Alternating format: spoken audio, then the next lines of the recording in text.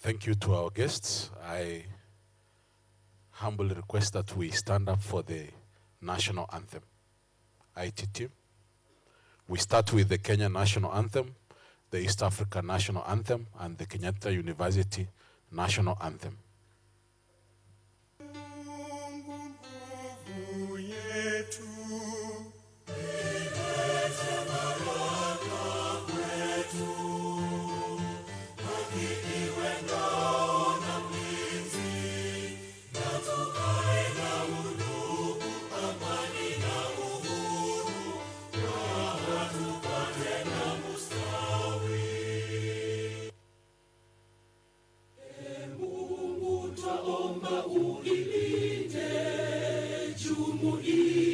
Afrika Mashariki, tuwezeshe kuishi kwa amani, tutimize na malengo yetu. Jumuiya yetu sote tuilinde, tuajibike, tuimarike, umoja wetu ni nguzo yetu, idumu jumuiya yetu. Renowned fountain of knowledge, where all learning experience, a bubbling stream of wisdom, a promise of better tomorrow. Kenyatta, oh Kenyatta, our nation's star. Kenyatta, our nation's pride, University of our time. Kenyatta, oh Kenyatta, our nation's star. Kenyatta, our nation's pride, University of our time.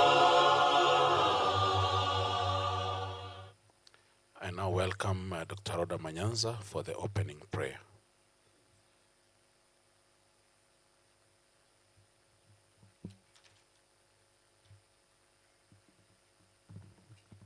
Let us pray.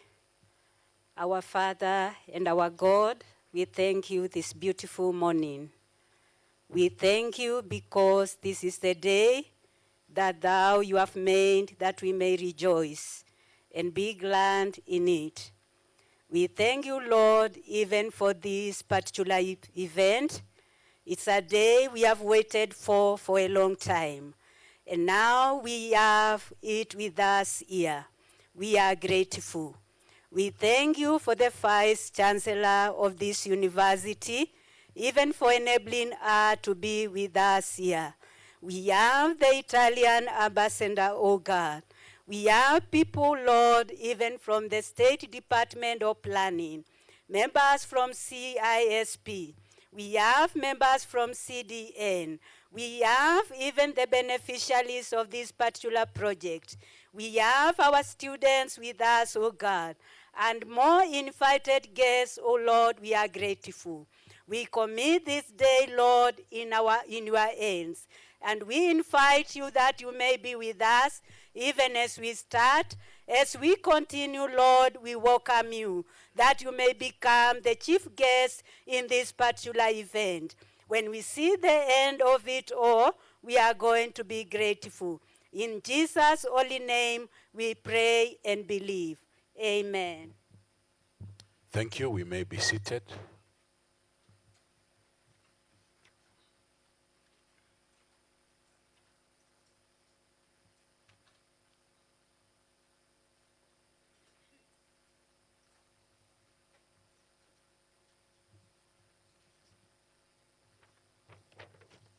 Thank you, ladies and gentlemen. It's now my singular opportunity to welcome the Dean, Executive Dean, School of Business and Economics and Tourism, Prof. Perez Onono, to give her remarks. Thank you.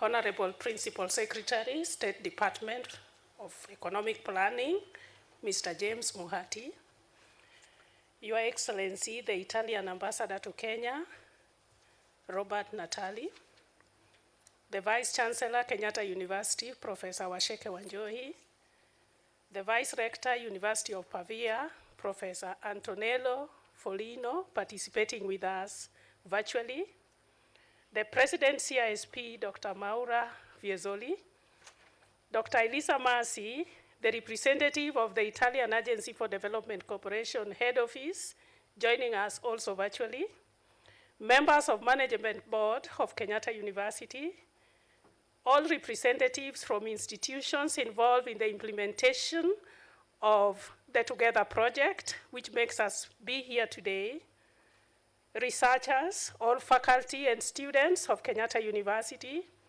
project beneficiaries, ladies and gentlemen, good morning.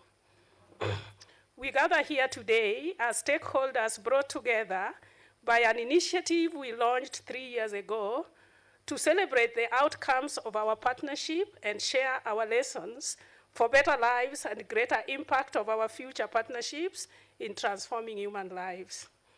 We are glad today and continuously rejoice that we made the first step to building this partnership in 2009 after one of us, Professor Nelson Wawire, participated in a meeting called by CSP and the director CDN, Professor Gianni Vaggi, who is here with us, inviting representatives of universities to discuss on the possibilities of establishing a center of excellence in cooperation and development in Africa.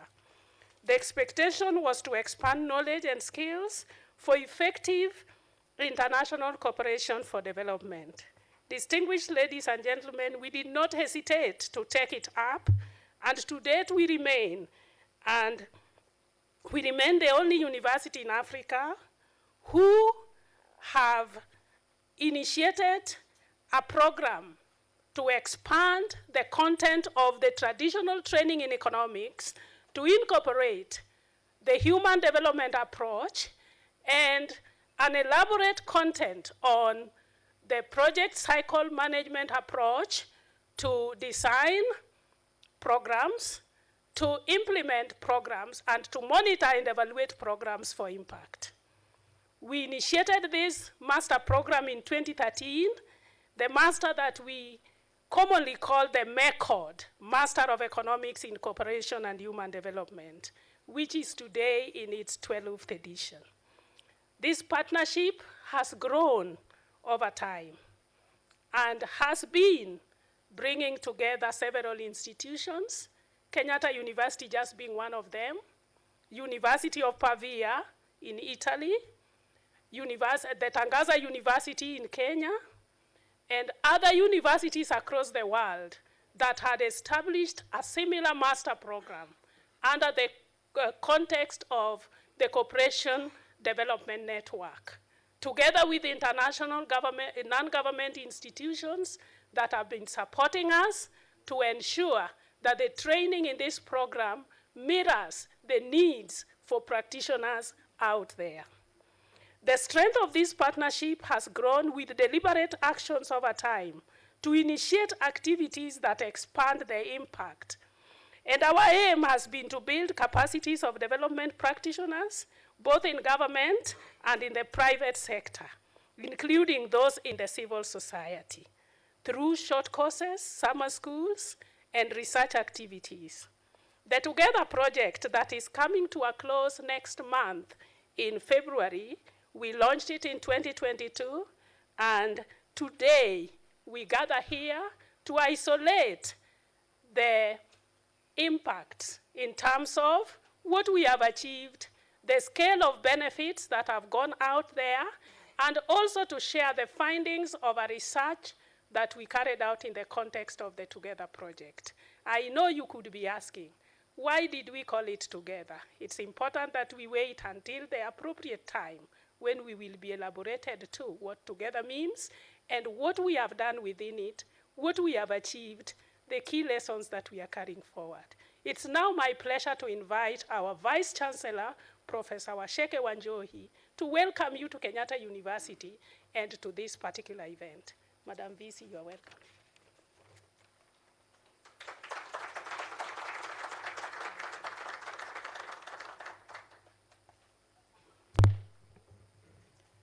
Thank you very much, Professor Onono.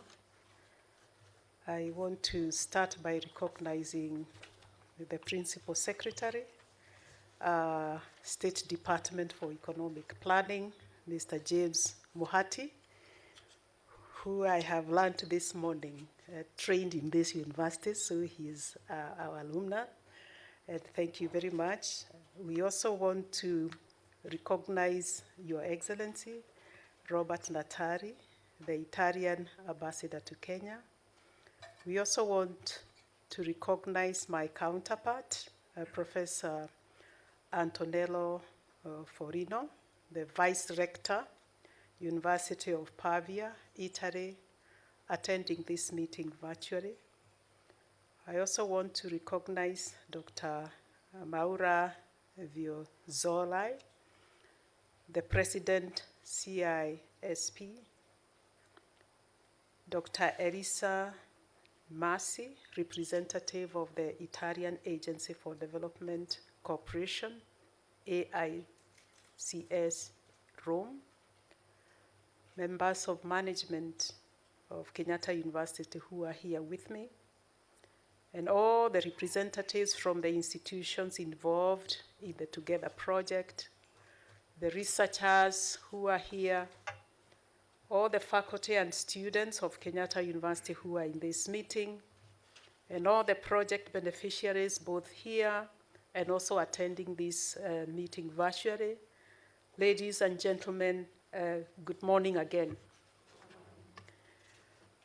It's my great pleasure to welcome you all to Kenyatta University, the premier university, and to also this closing ceremony for Together project on cooperating in human development, a higher education and research project in Kenya. First, I wish to extend my sincere gratitude to all the partners that were involved in the implementation of this project, and a majority of whom are attending this event today, both physically and virtually. This project, I want to say, has gone a long way in impacting lives and improving service delivery in both the public and the private sectors. I am immensely gratified that Kenyatta University took a leading role in the successful implementation of this project. And this, which we have done for almost the last over 10 years, demonstrates the capacity embedded in this premier university to deliver the highest quality of research, capacity building for economists, planners, and human resource professionals in Kenya and beyond. Our chief guest, Bwana PS, Kenyatta University is known to conduct outstanding research and support extensive research in line with one of our core mandates of research, innovation, outreach, and commercialization of research products. And hence, every opportunity to grow, innovate, and create solutions that will transform our nation and our world, we embrace that and we seize that opportunity. And our efforts, ladies and gentlemen, has been recognized globally, regionally, and nationally. We were ranked #1 in Kenya by the Times Higher Education World University Rankings, and several of our faculties have also received global awards. Our alumni are doing outstanding work, and I believe even the alumni of this particular program are doing outstanding work. And our students, both undergraduate and postgraduate, are doing amazing work. And I'm therefore proud that in regard to this project, it has further enabled the university to broaden and expand the impact of our collaboration and partnership with the Cooperation Development Network, CDN, beyond the Masters of Economic in Cooperation and Human Development. And this has helped us to incorporate policy-oriented research and capacity building of public officers and private practitioners.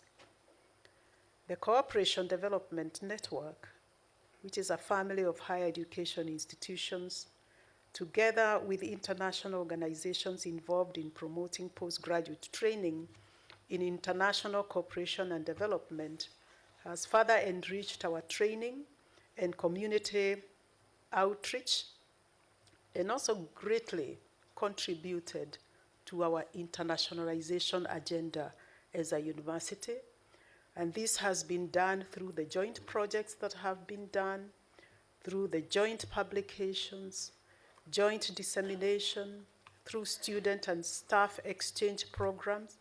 And this has happened since 2013, as already alluded to by the earlier speaker, when we signed our Memorandum of Understanding and Memorandum of Agreements. And as an institution, we are committed to disseminating knowledge and conducting research and impacting many more students and faculty in Kenya and beyond. And this will continue beyond the life of this project because of the capacities that have been built. Ladies and gentlemen, our internationalization agenda is a critical component in our strategic plan, and we are delighted that through this collaborative arrangement of Kenyatta University, the University of Pavia in Italy, International Committee for the Development of Peoples, CISP, Tangaza University, and the United Nations Development Program, UNDP, the Masters of Economic in Collaboration and Human Development, which is the only program in Africa that blends both pure economics with international cooperation and human development issues, has so far registered 219 students drawn from different countries across the globe, with 167 students, which translates to 76%, having been awarded scholarships that supported them fully for their studies. Ladies and gentlemen, this unique program, which is domiciled in the School of Business, Economics, and Tourism, has witnessed great success among their graduates who are making great impact in the public and the private sector. And you get to know whether you are effective in training when the alumni or the graduates of that particular program are making impact. And this has been tested, and we are truly proud to have been associated in training such an impactful team.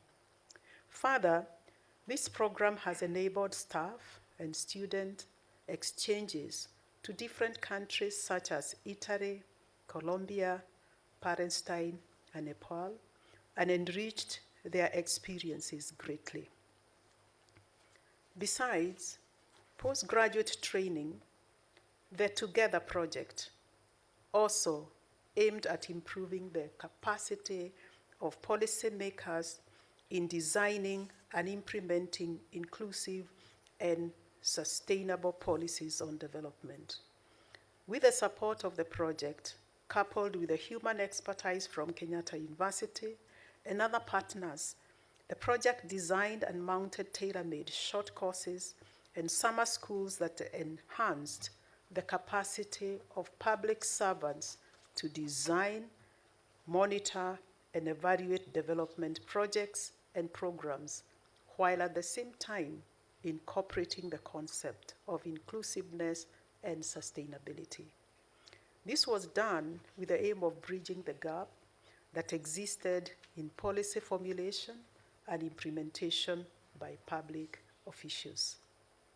Besides, the project supported the participation of government officials, staff from community-based organizations, CBOs, and university lecturers in the short courses and summer schools through scholarships. And I'm glad that as an institution, we participated 100% in these initiatives, as can be affirmed by the beneficiaries of the initiatives. I wish to express my appreciation again to the partners for their consideration to accord Kenyatta University the opportunity to actually host and mount the summer schools that were part of the program.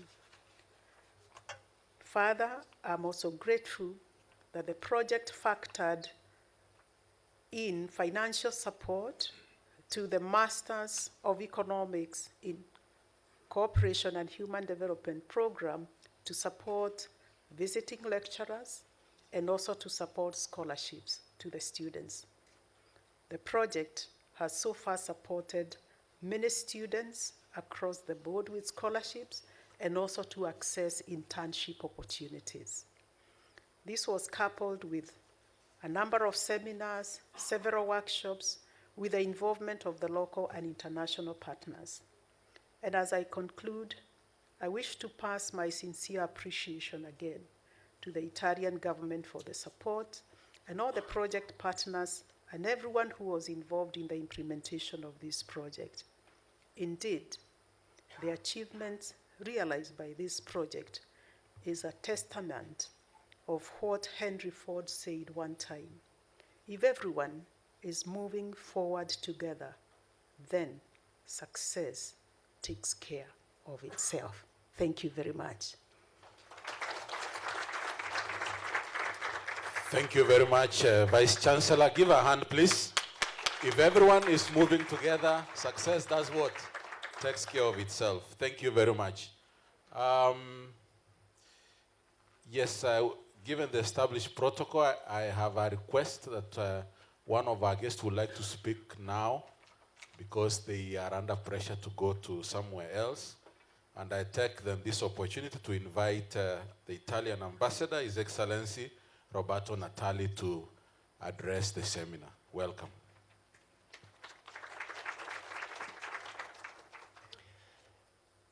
Good morning to you all. I'm sorry, yes, I have to leave a little bit earlier because I have a meeting with a member of the government for other issues. And so, esteemed Professor Wachiko Wanjoy, Vice Chancellor of the Kenyatta University, dear Professor Antonella Furlino, Vice Director for Internationalization of the University of Pavia, dear Dr. Maura Viezzoli, President of the International Committee for the Development of Peoples, CISP, esteemed Mr. James Mohati, Permanent Secretary of State Department of Planning, who studied here. So one of the most popular statements of the American professor Joseph Stiglitz a few years ago says that the most concerning reality for developing countries is that they do not really develop as they should. Many are the reasons for this truth, among which strangling foreign debt, increasing population rate, and consequent lack of sufficient employment, in some cases corruption, difficulty in transforming aid into trade, and in creating added value to their production. Nevertheless, development policies and aid to development remain a priority for many countries. And at least in our present time, there is no alternative if we really want to advance in building a better world. I mean, a world where every single person enjoys the adventure of life in full dignity, peace, and welfare. Development means all this. So I am particularly grateful for sharing with you this moment of joint reflection.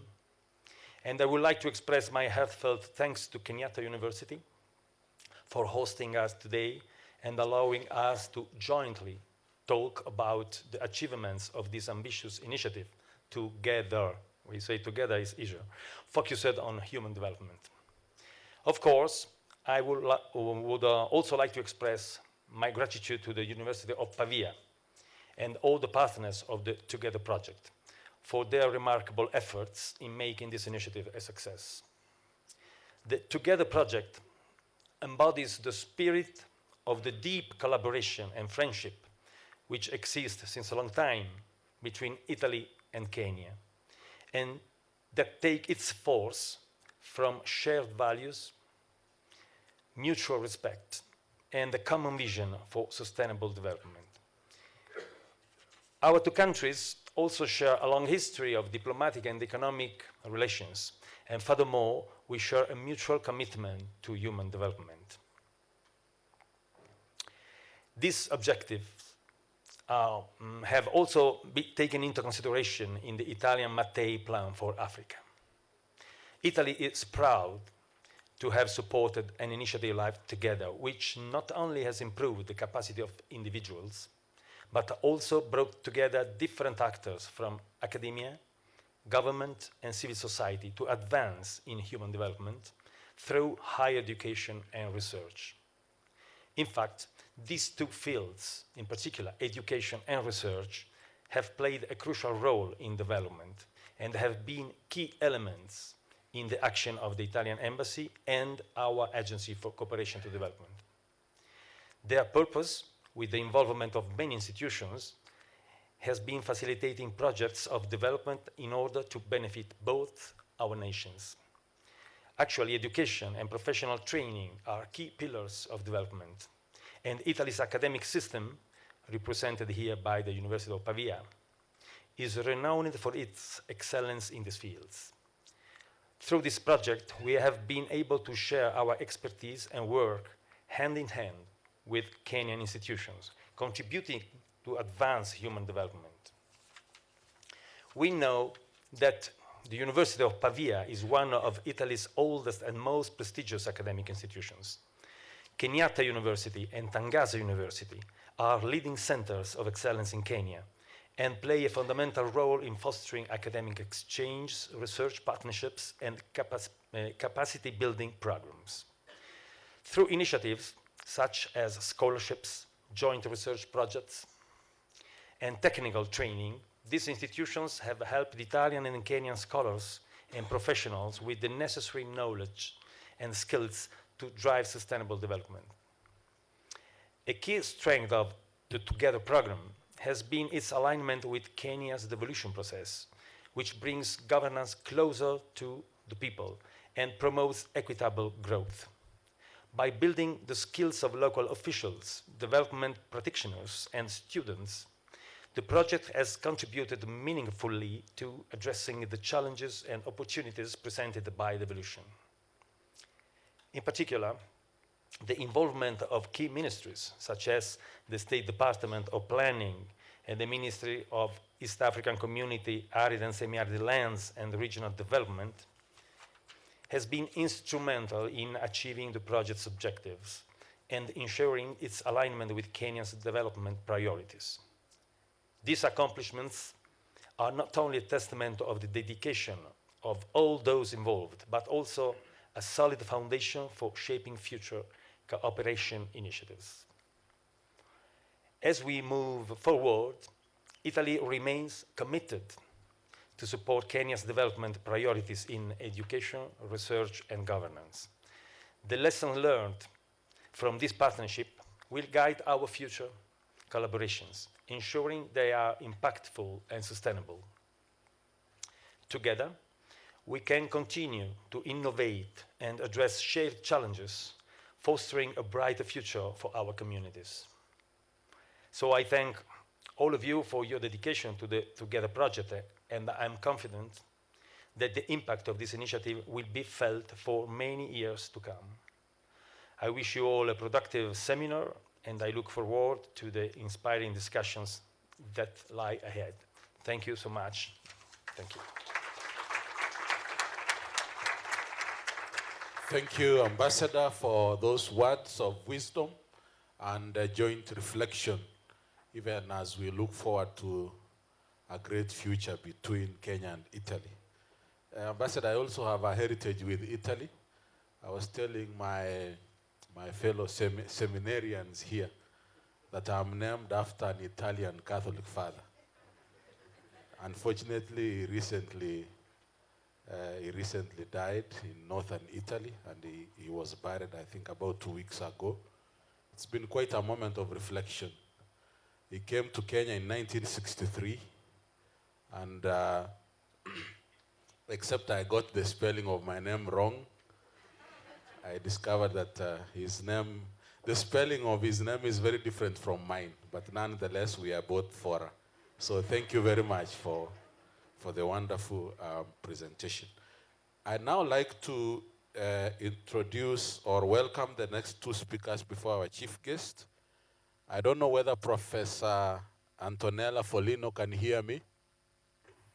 Yes, I can hear you very well. Yeah, please take it away. Maybe before you speak, I'd like to say that Professor Antonella Folino is the Vice Rector for Internationalization at the University of Pavia in Italy. Welcome. Please give her a hand. Thank you. Thank you very much. Dear Principal Secretary, State Department for Economic Planning, James Mohati, dear Italian Ambassador to Kenya, Roberta Natali, dear Vice Chancellor of Kenyatta University, Professor Wasete Wagnoi, dear CISP President, Dr. Maura Bezzali, and the Director of Italian Agency for Development Cooperation, Roma Elisa Masi. And dear all, dear participants, ladies and gentlemen, first of all, let me apologize not to be able to join you in this important event. I had other duty here in Pavia, and I also bring the greetings from our rector, Professor Francesco Svelto. Anyhow, I am really delighted to be at least online, to give my greetings today, as we are going really to celebrate a successful conclusion of the Together project. And over the past years, you worked very hard to promote a meaningful collaboration and to foster sustainable development throughout education, throughout research and capacity building. And the achievement that we are celebrating all together today are indeed the results of a collective and collaborative effort by our remarkable consortium of partners. It is truly inspiring to reflect on the progress that all together we're able to make. The name Together is great, and the Together project has been a successful journey of connection, of learning and shared growth. Co-founded by the Italian Agency for Development Cooperation and implemented by the University of Pavia, by CISP, by Kenyatta University and Tangaza University College, this initiative has been really a model for international collaboration and a concrete contribution to the field of human development and cooperation. At the heart of Together project lies a vision to create stronger educational pathways, build research collaborations, and empower communities throughout knowledge and skill. And over the course of the project years, we have worked toward this vision with a focus on a key component that have shaped the project impact and outcomes. The journey started quite a bit ago in 2013 with the Cooperation Development Network, and a critical element of Together success has been its alignment with the broader mission and goals of this network. The network represents a unique partnership between several postgraduate programs and 3 Italian civil society organizations committed to international cooperation and sustainable human development. This network purpose is to train professions in development cooperation through higher education and traineeship program, creating a true ecosystem where knowledge, practice, and collaboration can and will flourish. The partnership between our university, the University of Pavia, Kenyatta University, Tangaza University College, CISP within the network have already demonstrated the power of sustained cooperation. These partners have laid a strong foundation for continued collaboration in education, research, and community engagement, ensuring that the impact of all the projects together included extend far beyond the duration of the project and of the network. Through its connection to the Cooperation Development Network, Together has been enriched by the involvement of international students from diverse academic and cultural backgrounds. And these students have brought invaluable perspective to our courses, research project, and exchanging, ensuring that our work is deeply informed by the lived experience and insights of communities worldwide. This collaboration has also reinforced the role of the network as a true global hub for fostering inclusive, high-quality education and professional training. I cannot miss to mention one of the cornerstones of the Together project, which is the master that has been mentioned early on of economic cooperation and human development, MACOD program, which has been established in 2013. Through the introduction of international lectures, the provision of scholarship, and the establishment of student and teacher exchanges, we have worked to create a dynamic learning environment that bridges the gap between theory and practice. This program has not only allowed students to deepen their understanding of sustainable human development, but has also provided them with tools and perspective which are needed to address the complex challenges that we faced both in Europe and in Africa. Together has also focused on building capacity among public officials and civil society leaders through summer school, short courses, and seminars already been mentioned. This program have equipped executives with the skills necessary to tackle sustainable development, governance, and community empowerment and challenges. The collaboration with the local partners like CISP and the Cooperation and Developmental Network has been key to the success of all these initiatives, fostering stronger ties and interaction between government, academia, and NGOs. Equally significant has been the joint research on sustainable human development that has been conducted by our academic institution. Over the past years, we have collaborated very closely with Kenyan University to produce research that is both rigorous and relevant. Our work has addressed critical areas such as economic development, social inclusion, environmental sustainability, and of course, governance. This research has not only advanced academic knowledge, but I'm sure will influence policy and practice with the outcome continuing to shape the global conversation on sustainable development. While today marks the end of the formal activity of Together project, it is by no means the end of the relationship, networks, and collaboration that have been built over the past years. The connection between the University of Pavia, CISP, Kenyatta University, Tangaza University College, and the CDN will continue to flourish. And the lesson learned from this project, I'm sure, will serve as the foundation for future, very close future initiatives. So in conclusion, I'd like to express my deepest gratitude to all those who have contributed to the success of the Together project. To my colleague in the University of Pavia, let me mention Professor Enrica Chiappero, which really was committed to the project, and she's really very hard worker in order to allow the project to be successful. Let me thank our partner, the CISP, the Kenyatta University, Tangaza University College.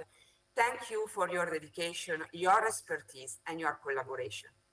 Of course, I cannot forget our student, trainee, and researcher. Thank you for your commitment to learning, growing, and making really the difference.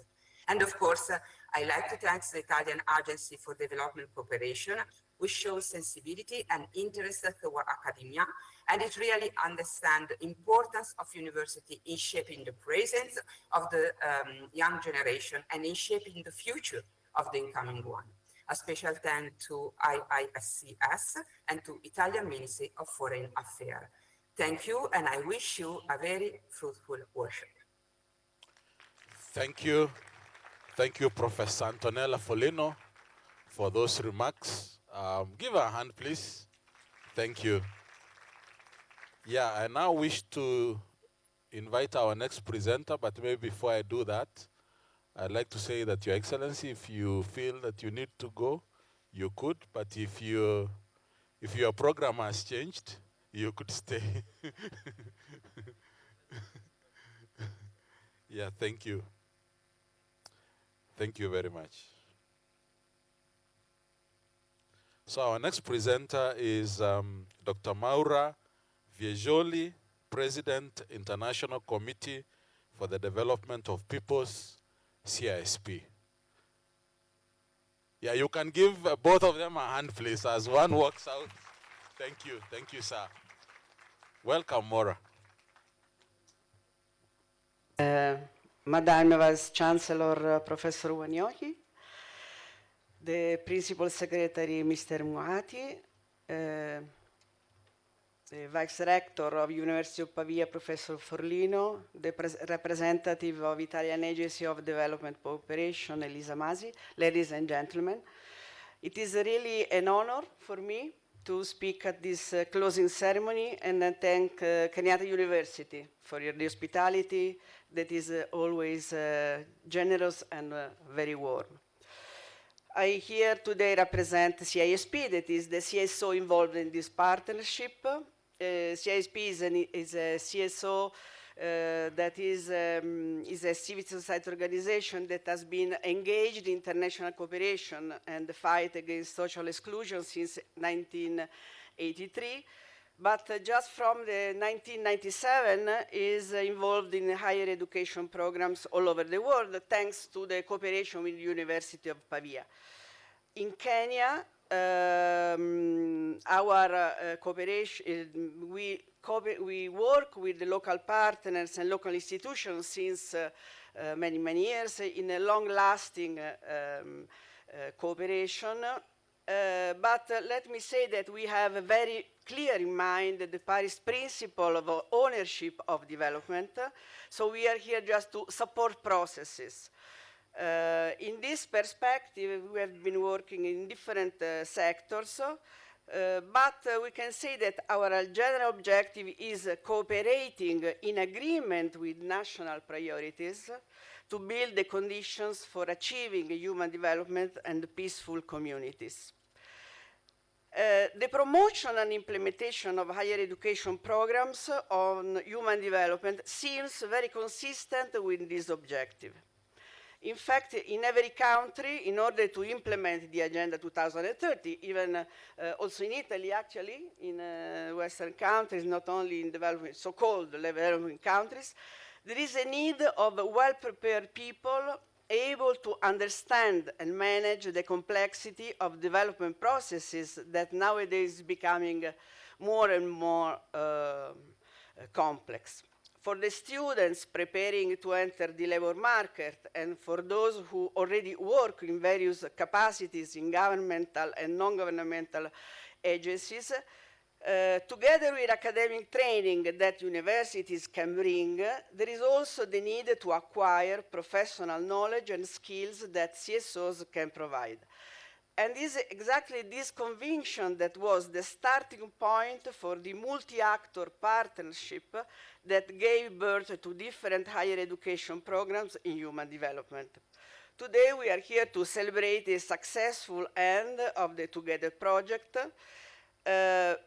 We already know that the project is part of a broader partnership in the field of higher education that University of Pavia, Kenyatta University, CSP, in collaboration with Tangaza University, have been developing. And since the beginning, we had the support of many different actors, the Italian cooperation, private foundations, the Italian Episcopal Conference, the Kenyan institution, UNDP Kenya. The partnership, we can see that there are different steps in a way. So there is the first step, as it was already mentioned, is the establishment of the master course, the method in 2013, The collaboration actually, as someone said, started in a few years before. Then I would like to mention the very important step that is the establishment of the Development and Cooperation Network, the CDN. Kenyatta is part of it, together with other universities in different countries. We have a master in cooperation and development in Pavia, we have the MECOD here in Kenya, we have the MICAD in Palestine, the MICD in Nepal, and the LACID in Colombia. The CDN is the only network recognized by UNESCO and called UniTwin Network in International Cooperation and Development. I take the opportunity to greet warmly the CDN colleagues that are following the event from Nepal, Palestine, Colombia, and Italy. The project together is a kind of a new step that started in 2020, but the approach shared is the one of the CDN. So there are some principles that we want very briefly to list. First of all is the theoretical positioning is in human and sustainable development. The second is the multi-stakeholder approach. The third is the involvement of local stakeholders, different kinds, CSOs, but also private sector. Then there is a special attention to the gender issue. Then there is the inclusive education as a very important approach that led us to give a scholarship both for merit and for disadvantaged students. And last but not least, the international dimension. What is the lesson learned from this partnership?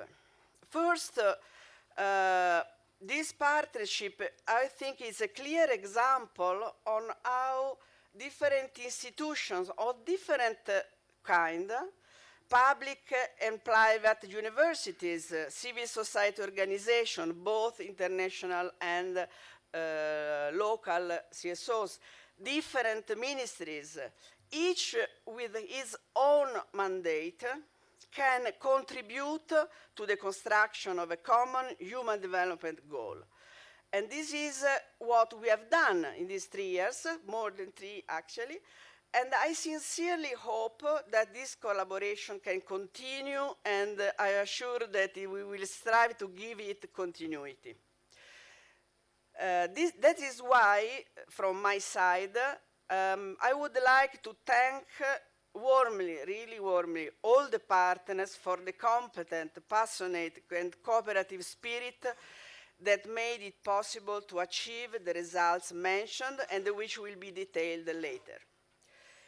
In conclusion, I believe that the kind of partnership, multi-actor, multidisciplinary, international, that we have all helped to build should make us optimistic against what is happening around us in the world, about the possibility of building relationships between institutions and between people based on mutual respect, recognition, and friendship, and then the possibility of building a relationship between countries aimed at human development and peace. Thank you.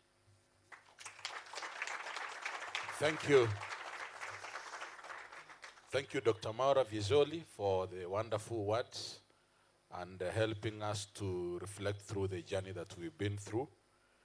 Our next speaker is the chief guest, but I'd like to request the Vice Chancellor to invite him, for I am not worthy to untie his shoes. Welcome, VC.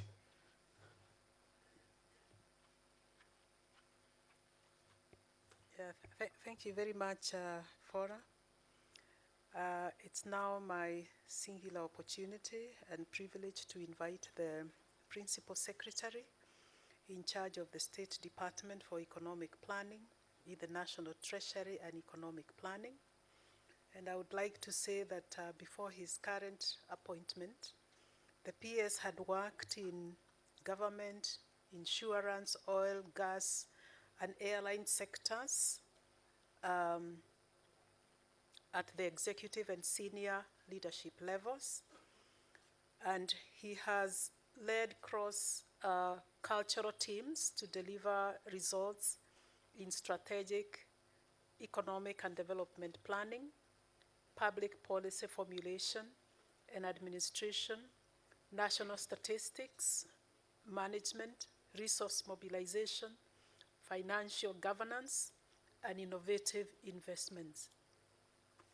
He is a holder of Bachelor of Science degree in Mathematics and Statistics from this great university, Kenyatta University, a postgraduate diploma in Computer Science, and a Master's of Science degree in Information Systems from the University of Nairobi. I will kindly request you to be upstanding as we welcome him to come and make his speech. Thank you. Thank you very much, sir. Karibu. Yeah, thank you. You may take your seat.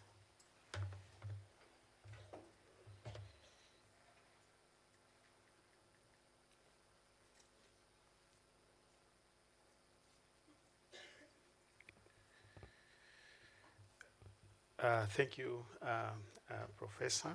First, I want to recognize and acknowledge the Vice Chancellor of Kenyatta University, Professor Waseke Wanjoi, the Italian Ambassador to Kenya, His Excellency Robert Natali, the Vice Rector of the University of Pavia, Italy, Professor Antonella Folino, the President Committee of the Committee for the Development of People's Lives, Dr. Maura Vizzoli, the representative of the Italian Agency for Development Cooperation, AICS Rome, Elisa Masi, distinguished guests, ladies and gentlemen, good morning. First and foremost, I feel very humbled, and I think for the first time I'm feeling a bit inadequate to be introduced by my former Vice Chancellor. I know she didn't know that at the time when she was the acting Vice Chancellor, I was a student here. So I'm very, very humbled, actually, Madam, to be in your presence and also to share a platform with you. This university gives me very fond memories. The time and period that I spent here. I'm a 311 student in mathematics, so I spent most of my time in the mathematics department, having been taught by Professor Mutio, Professor Wafula, Professor Sengotean, and others who are here. And I met a friend here who became my wife. Yeah, and we have 4 children, so I have very good memories of this university. So I take this opportunity, first of all, to appreciate the Vice Chancellor, Kenyatta University, together with the various project partners for inviting me to this auspicious occasion. Indeed, I'm delighted to participate in this seminar of the Together project, Cooperating for Human Development, a research and higher education project in Kenya. I wish also to recognize some of my colleagues as I speak, because I can see their faces here. Maybe you can just wave wherever you are. Some of my colleagues who are here. Oh, yes, thank you very much. Yeah. The Together project, the project which has been implemented for the past 3 years, aimed at enhancing skills of government officials, development operators, and university students in the fields of human development, sustainable development, as well as project planning, implementation, and management. The objectives of the project align very well with the Kenyan socio-economic transformation agenda of sustainable development, which is people-centered, as exposed by our model, the bottom-up economic transformation agenda, or BETTER. BETTER is, of course, geared towards realizing the economic turnaround of our economy through identification of policy priorities that are expected to result in the greatest impact on the economy and achieve inclusive growth for all. Ladies and gentlemen, I want to commend the leadership of Kenyatta University for having engaged the State Department for Economic Planning in course identification and also curriculum design, therefore ensuring courses offered by this university address the State Department's training needs and skill gaps, and therefore being able to facilitate on the great agenda on the impact of the national development for the Kenyan people.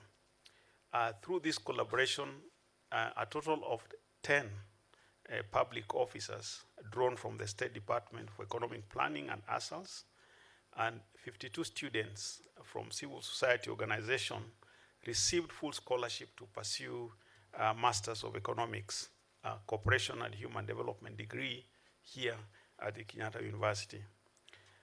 Further, a total of 89 public officers were fully sponsored to undertake short courses ranging from 2 weeks in, among others, project design, implementation, monitoring and evaluation, social accounting, matrix, computable general equilibrium modeling, and macroeconometric modeling using EViews. And finally, human development concepts and also measurement and policies. This timely intervention has gone a long way in equipping public officers with the requisite skills and tools for effective, efficient, and impactful planning, policy formulation, and implementation. While other advanced economies have leveraged other factors of production to drive economic growth, Kenya's human capital development, coupled with appropriate technology adoption, is advocated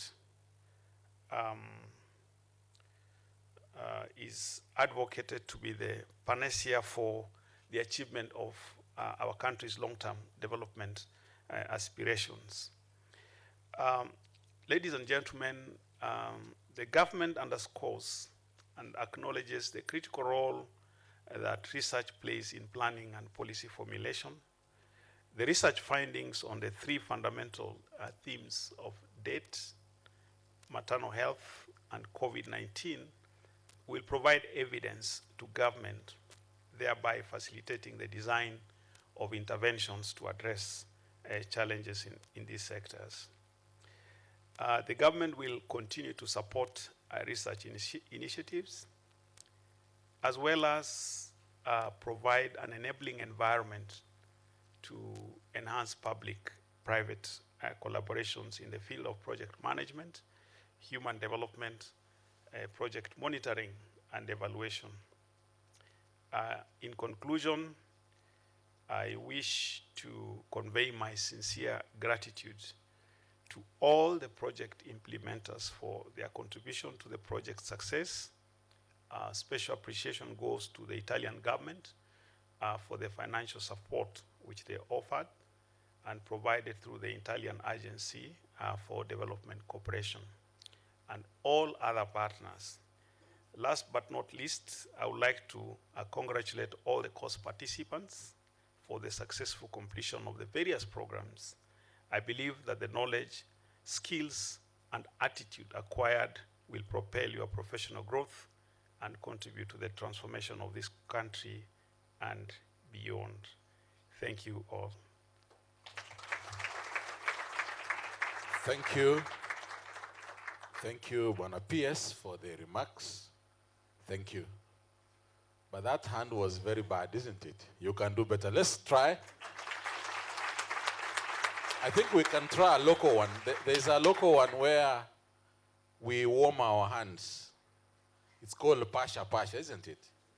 Then once our hands are warm enough, then we clap.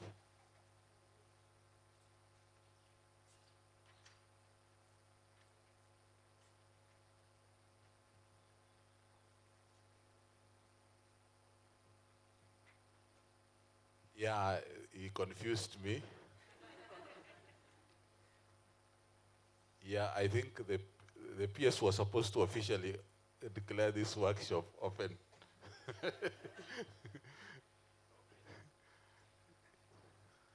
So that nothing is closed, isn't it? Nothing is left closed, or left open, rather. Sorry. Now with those many and few remarks, I want to officially declare this workshop and conference officially opened. Thank you. Thank you. Thank you very much. Asante. Yeah, I think for that reason we can do pasha pasha. So we warm our hands. When I say choma, you give a nice hot clap. Pasha pasha, pasha pasha, pasha, choma, choma, choma. Thank you very much. I'd now like to invite Dr. Joseph Uniu, the chair of the organizing committee, to move a vote of thanks.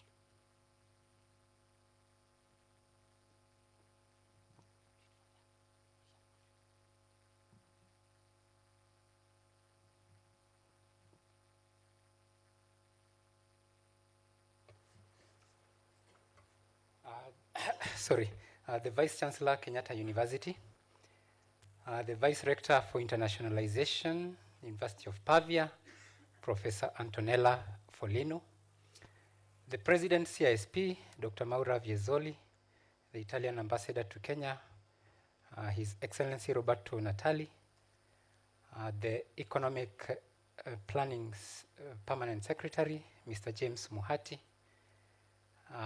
colleagues, ladies and gentlemen, good morning. Yeah, I'm here for a simple function. Sorry for confusing the MC, so I hope I'll not be confused myself. So I'm here for a very simple purpose, to pass a vote of thanks. And first of all, I want to appreciate all the participants for coming. So we invited you, and you came amidst your very busy schedules, especially now that it is the beginning of the year. Most of us are making resolutions for the year. We hope that those resolutions will be fruitful. But you left all that and you came to be with us, so we want to appreciate you. So how we are going to do that, I'll give you the guidance for each and every section. So you're going to give 3 claps for all the participants. 1, 2, 3, okay? 1, 2, 3. Thank you. I also want to pass a vote of thanks to the committee members who spent many hours in meetings. You are also on emails every other time. We were running up and down. We know that. We also have the service providers who are also with us. So we really appreciate the work that you have done. 3 claps. 1. Thank you. We also have partners that have been involved in this project. We have researchers who have also spent sleepless nights. We researchers don't sleep many hours. So thank you very much for spending sleepless nights thinking about your research and your output. We also have the facilitators of the short courses and the summer school. We also have the people who planned for the short courses, the summer school. We have State Department for Economic Planning. We have Tangaza University. We have CISP. We have University of Pavia and other partners. You did very well. 4 claps. Thank you. The university management, led by our very committed and dedicated Vice Chancellor, the support has been immense. So we'll be selfish. We give her 5 claps and the management. To all our dignitaries of the day, beginning with our Vice Chancellor, Professor Washeke Wanjohi, the Vice Rector for Internationalization, University of Pavia, Professor Antonella Folino, CISP President, Dr. Maura Viezoli, the Principal Secretaries represented here. I know their PSS represented from Housing, Water, TVET, Children's Services, and others. We appreciate you. And also the Italian Ambassador to Kenya, His Excellency Roberto Natali. Thank you for honoring our invitation. 6 claps. Thank you. And our chief guest, the Principal Secretary, State Department for Economic Planning, Mr. James Muhati, thank you for taking your time to be with us. We really, really appreciate, and we also appreciate the support that you have given us throughout this project, the tenure of the project. We really, really appreciate. 7 claps.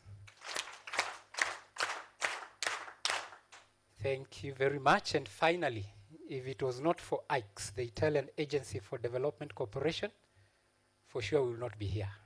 We really, really appreciate. 8 good claps. Thank you very much. Thank you. I think the MC deserves 10 claps. Let's go. 1, 2, 3, 4, 5, 6, 7, 8, 9, 10. Thank you.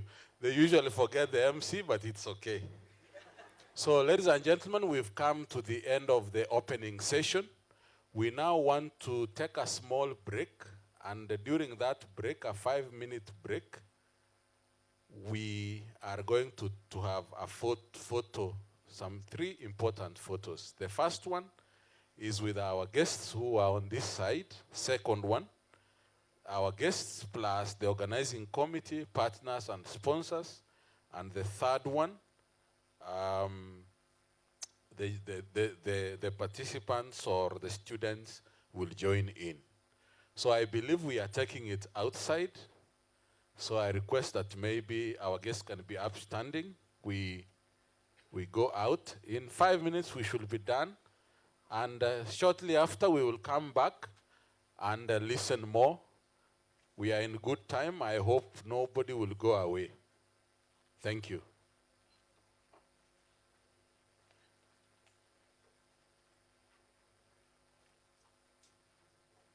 So we'll be guided by the photographers. Thank you very much. Give our guests a hand as they leave. Thank you.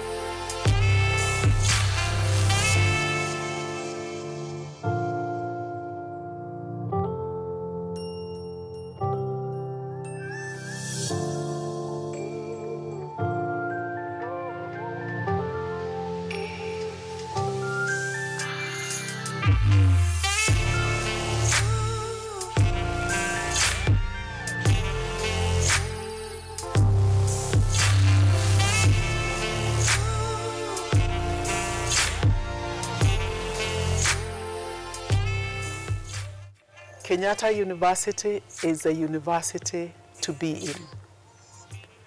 And I want to take this opportunity to welcome you to Kenyatta University to study for your own undergraduate, postgraduate, and to all the guardians and the parents out there, to all our stakeholders, this is the place to be. And thank you very much to all of our stakeholders for being part of our success this far. Thank you.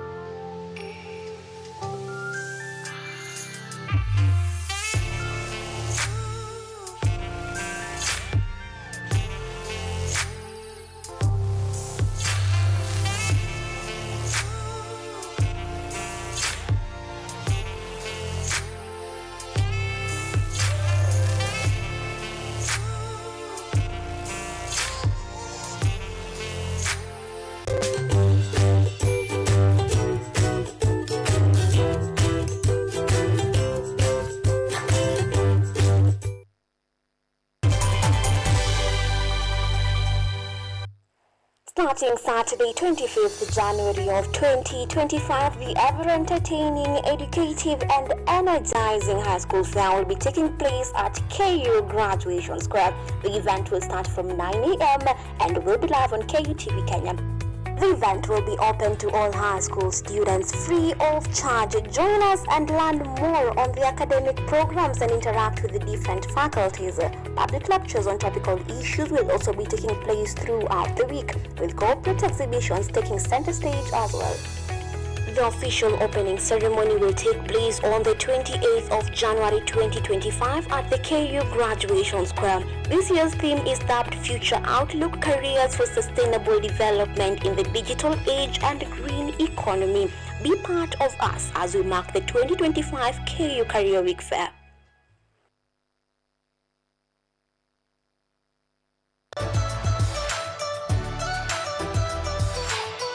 So my name is Jakub Petri. I'm Associate Professor in the Institute of Philosophy of Jagiellonian University in Krakow, Poland. And I'm the main coordinator of the CAFE project, which is being here hosted by Kenyatta University. My name is Ewa Hudoba. I am a project manager in this consortium. Keep watching cutting edge research at Kenyatta University Television.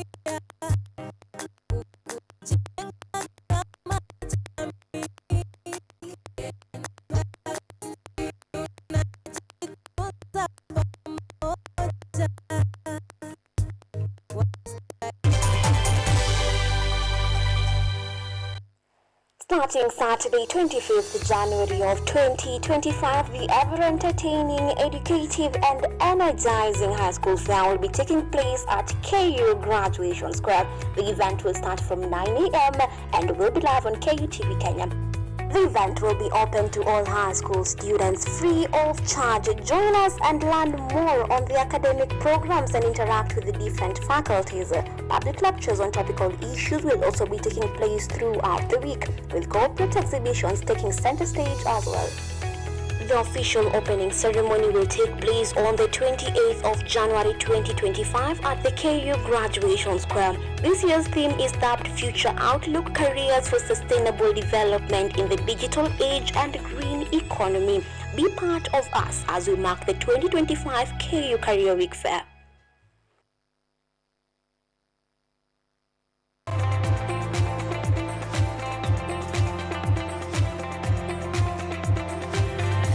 Welcome to Kenyatta University, where education meets innovation. KUTV, the premier university television station in Kenya, is now offering short courses in TV studio, field technical operations, and video editing.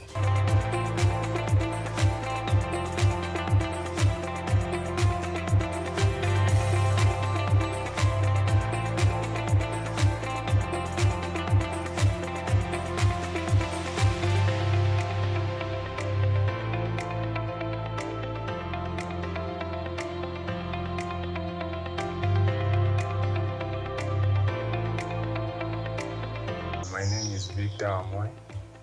I have taken an ICBL course at Moringa School, and after which I was still, I'm a lover of tech, so I still felt like delving into it more. Video editing is part of it.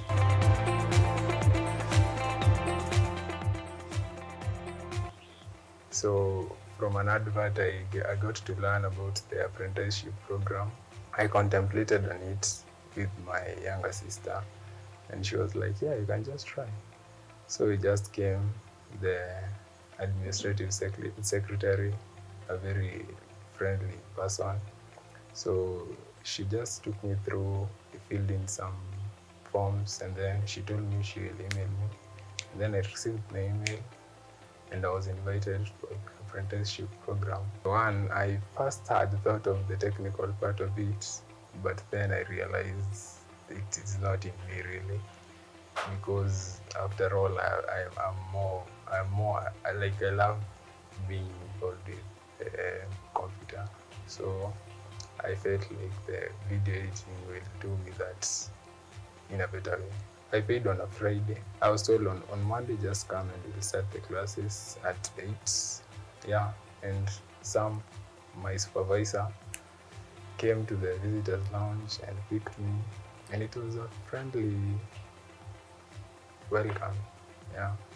The first week it was more of an introduction to the Mac, because I can say, like, since I started these computer things, I've not really been with the Mac. So when I first came, it was first learning about the Mac, how it operates, and then now getting into the Final Cut, and now the editing software.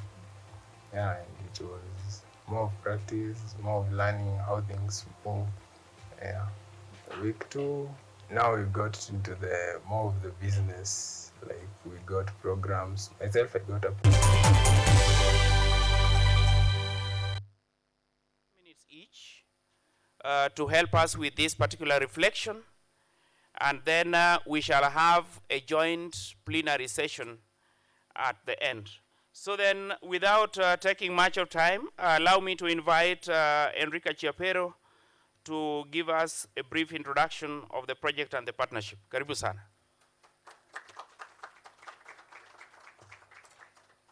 Thank you. Just before starting introducing you the contents of the project and the features of the partnership, please let me just express my deepest thanks, also on behalf of my university, to all CISP people, staff, and especially to Marcella Ferracciolo, as well as to the KU people and the KU staff, with a special thanks to Perez Nono, David Kirimi, Joseph Muniu, Rhoda Manianza, and Giacomo Molo, because during this day, I arrived here a few days ago, and so I had a perception of how much work you have done, and you did really an amazing job. So thank you sincerely for all the effort that you put in the organization of this event. Thank you.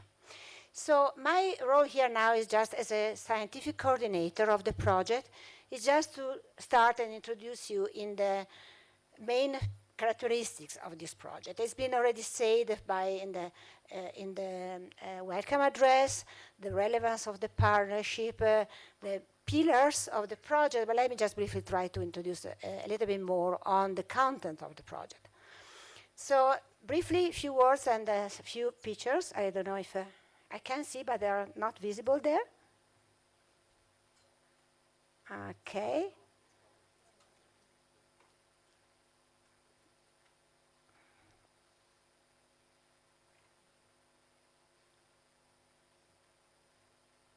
In the first slide that I hope you will be able to see soon, there are just some figures and some pictures of the University of Pavia. It has been mentioned many times, so just to say that Pavia is a university city with about 7,000 residents and 26,000 students, so it's really a university city.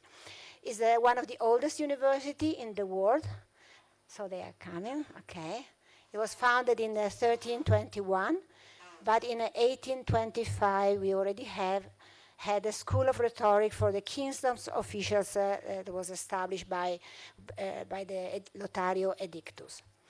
Currently it has 18 departments and 13 areas of study, offers plenty of BA and master degree programs, including the Master in Cooperation and Development that has been already mentioned.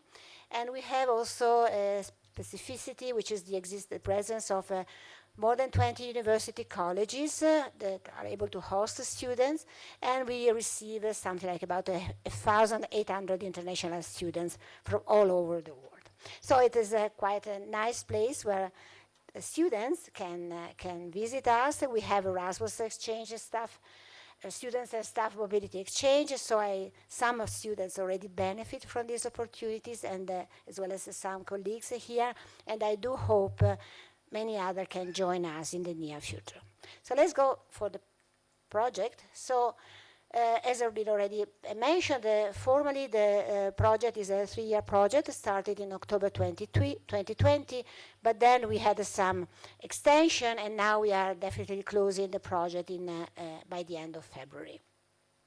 The main donor is the Italian Agency for Development Cooperation, and initially in the project we expected to benefit directly 415 beneficiaries among development actors, public officials, lecturers, scholars, and researchers, and community members.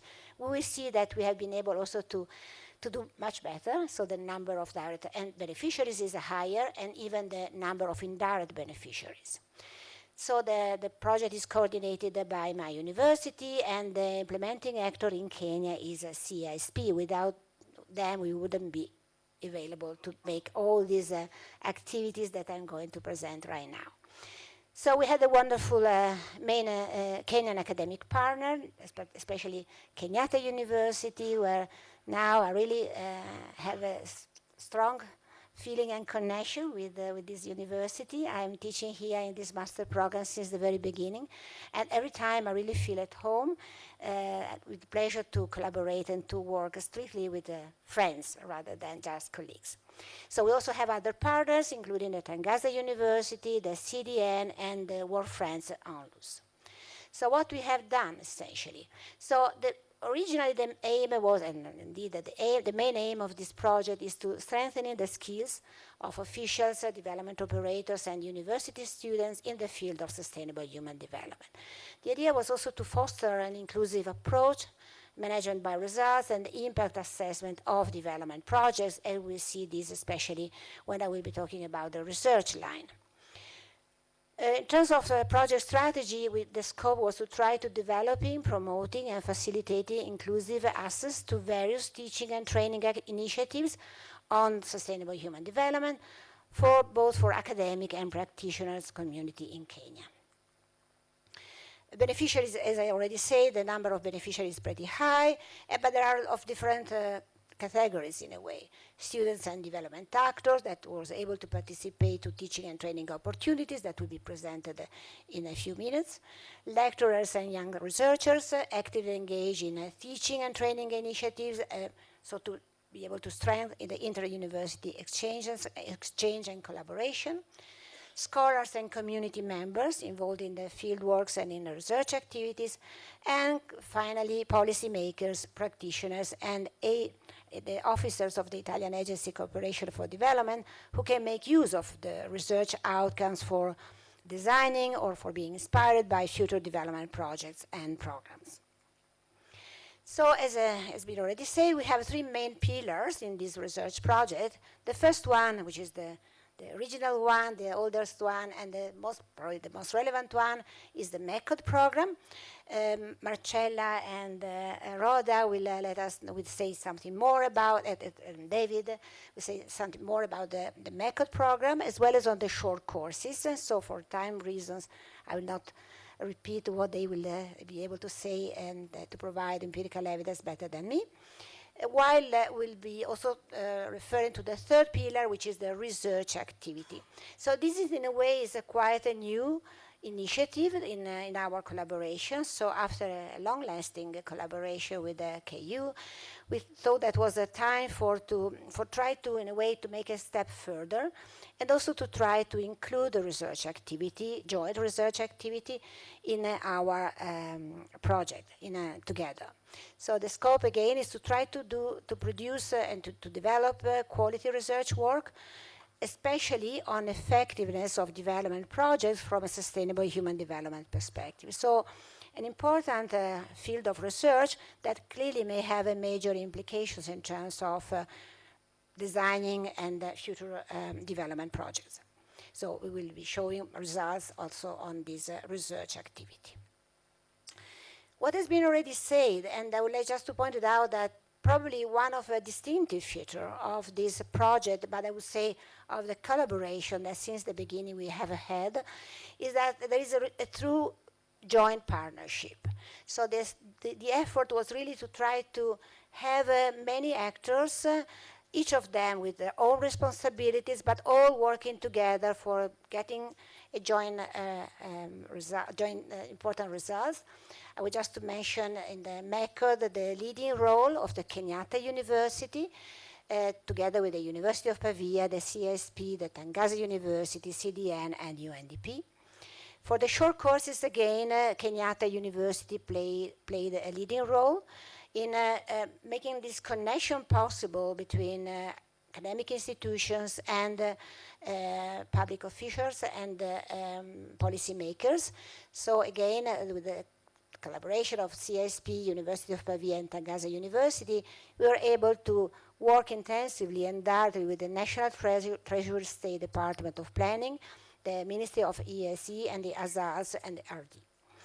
Finally, in terms of research activity, again, the scope was just to try to bring together different partners. In this case, my university played a leading role, but without the support of the Kenyatta University, Tangaza University, we couldn't achieve the results that we will be showing you later. But also to say that a specific role was played by other organizations, and namely by the International Agency for Cooperation and Development, which is not just the funding institution for the project, but in this case, for the research activity, was also a partner, a direct partner that tried to discuss with us what project should be selected, how we can conduct our research work, and we discussed with them the research outcomes. The same can be said for the CISP. So again, they were not just in a way coordinating the activities, but they also were a partner in the research work, and finally in World Friends. All these important role will be acknowledged once we'll be presenting the results. Just a few words regarding the partnership. So this is more or less the connection among our institutions, and this was the project governance structure with clear roles and valuable contributions of all institutional partners in each single phase of the project.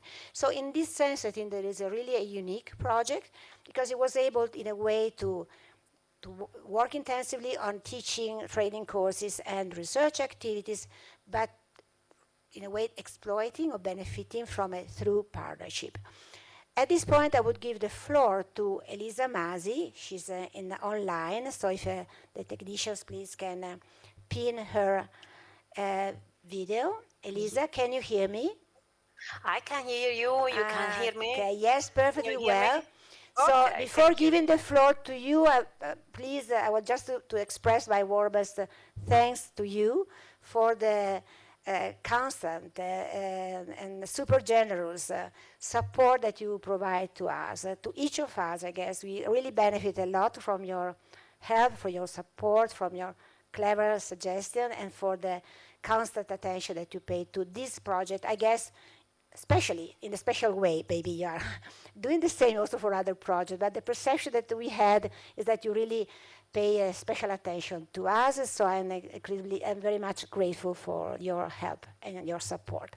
So I'm just asking to the technician if they can pin your video so we can see you and not just hear you.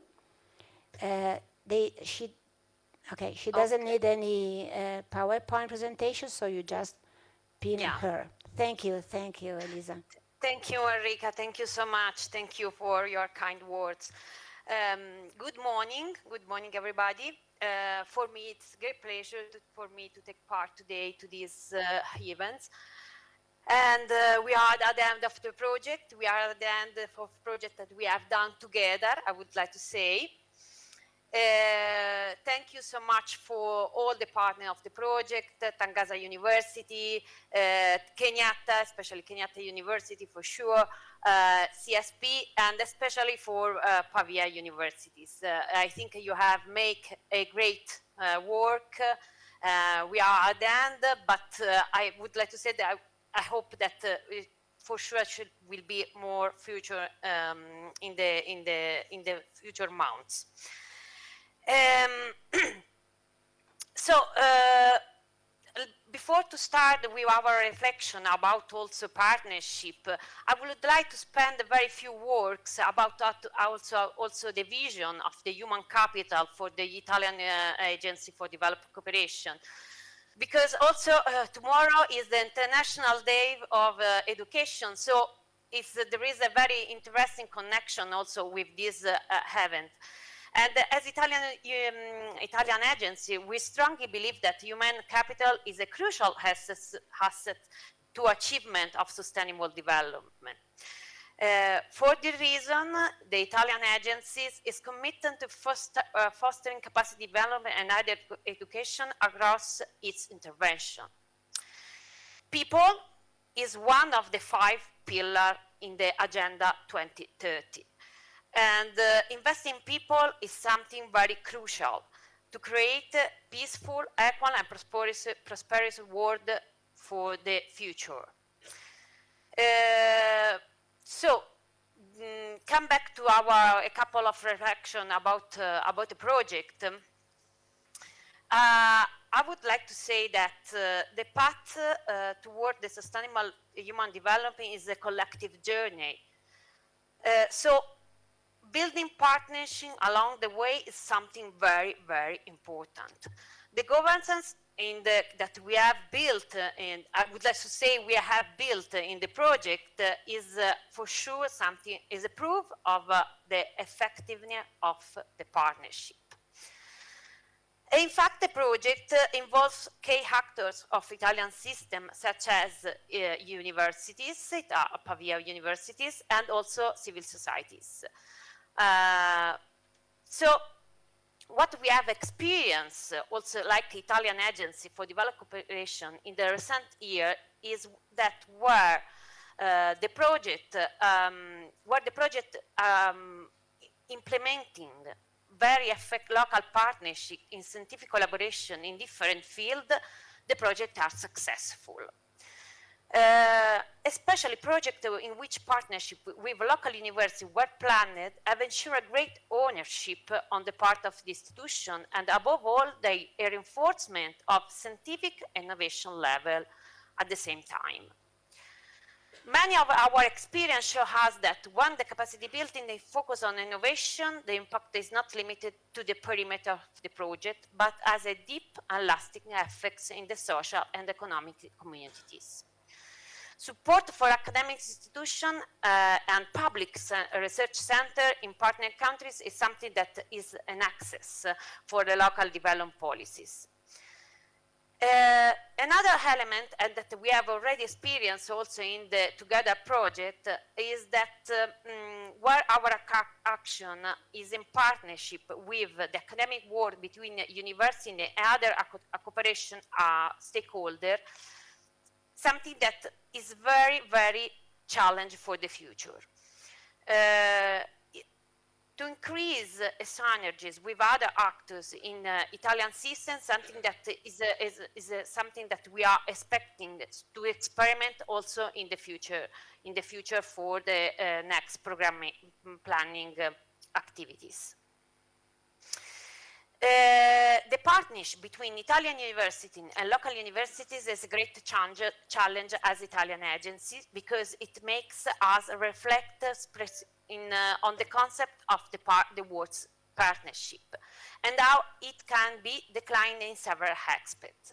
The coordination of academic activities, training, applied research and knowledge dissemination really lends itself well to experimenting with this challenge, which is so important towards a more sustainable future and development. The other reflection that I would like to share with you is about the impact of the project where there is this kind of partnership. Our future vision of cooperation with universities include the adoption of a result-based approach, which involves a real cultural revolution, a radical change in the way of work compared to the past. And I would like to say that these projects experimented very well this kind of approach. The focus is therefore on measuring the result achieved by the activities understood as a concrete change produces in the life of people and institutions involved in our initiative. According to the vocabulary used in our project, we move from measuring outputs to measuring outcomes in order to understand how with our action, we have support our partner countries on their way to achieve the Sustainable Development Goals. The entire cycle of identification, planning, and implementation of a project is marked by new logical focus on implementing initiatives that generate a positive, medium, and long-term impact on the territories and communities involved. Monitoring evolution and knowledge management will therefore become more and more central as the key for improving for the quality of the project.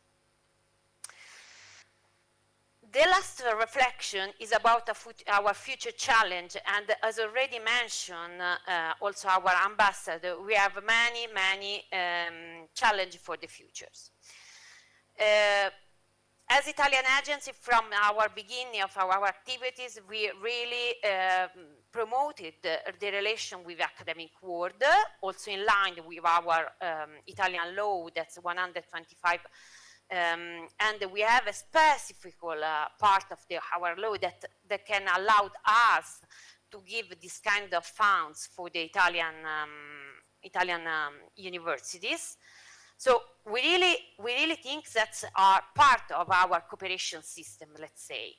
And now, more than ever, we are facing new challenges with the implementation of Mattei Plan, where the education and vocational training are a fundamental tool for development of the African continent. That we would like to say that is the land of the future, since that its population with a range of the age of 25 years is expected to represent more than 25% of the world into 2050. So in this context, the involvement of the Italian universities, NGO present on the ground is fundamental in the implementation of training initiative in the quantities, increasing the already numerous inter-university agreement with African universities project in various directions of the Mattei Plan. Also is supporting the action of the joint research doctors study program for professional officials of the public or private sector will be crucial. Our future challenge will be to make use of universities cooperation, not only the skill of young Africans through the scholarship, but also to the local, to reinforce the local university and research centers so they can become multipliers of knowledge in this sector in which our countries boast excellence.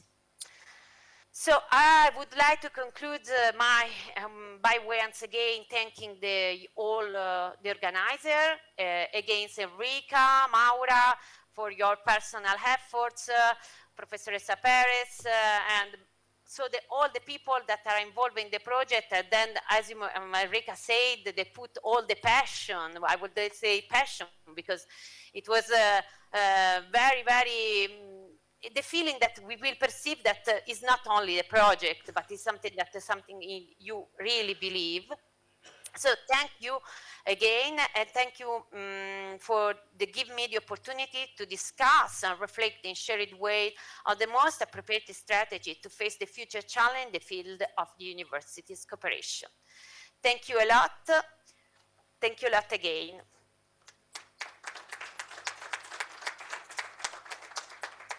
Thank you so much. We really appreciate. So colleagues, we want to go to the next presentation. In this next presentation, we are having a reflection from 3 colleagues. We shall start with Rhoda, then after Rhoda, Marcella, and then finally David. They have promised me that they will take not more than 15 minutes. Rhoda, karibu.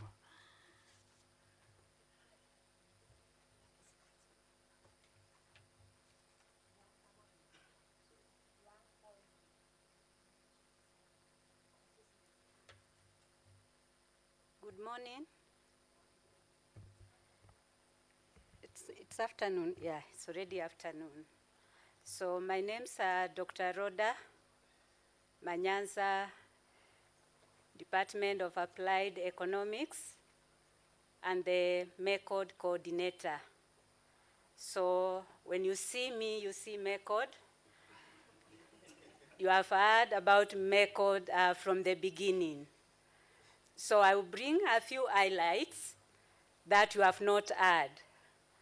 And I hope by the end of this, my talk, if you wanted to know what MECOD is, you'll enroll for the program. So it's like an part of the program. So, so this was a program that was initiated years back in the year 2011 by the University of Avia and Kenyatta University through CISP. I is the facilitator. And you saw Maura, she's CISP. So University of Avia, we have Professor Enrica, and we have Professor Faji and others who have had them. So now we can continue. So, and the program that was initiated that time was MECOD through partnerships of Kenyatta University, CISP, CDN, which comprises of several universities. We have a university in Vavia, we have Columbia, Asia, we also have Kenyatta University, Tangaza University, and then UNDP. And I think I've forgotten about Palestine, that is University of Bethlehem. So the program kicked off in September 2013. That is when we had our first edition, and today we are running the 12th edition, which is taking the second semester. And in the process of initiation of the program, we had the State Department of Planning, which was a major stakeholder. I hope we are doing it right. Yes, so, and this program covers three major disciplines. That is economics, human development, project design, and management. These are the major disciplines that are covered in the program. And to the far end, you can see the curriculum, which is also in your program. And it entails, there's a field training and internships, which form an integral part of the program, and a research project at the end of it all. So for a student who wants to do this program, a minimum of 2 years is enough. You can see there the group that has enrolled in September 2024, their first semester. We are currently in the second semester. If you work hard, by June 2026, you should be graduating. Promise? I promise. Yes. So by June 2026, you should be graduating. So I know you have your topic ready. You should be working on it as you are being given the supervisor. And these classes are offered in city campus from 5:30 to 8:30 weekdays. And so from Monday to Friday, that is Kenyatta University city campus. So the innovative, MECOD is an innovative approach. So the partnership is between the universities, the civil society organization, and also international organizations. And it is also between, that is the partnership between public and also the private universities.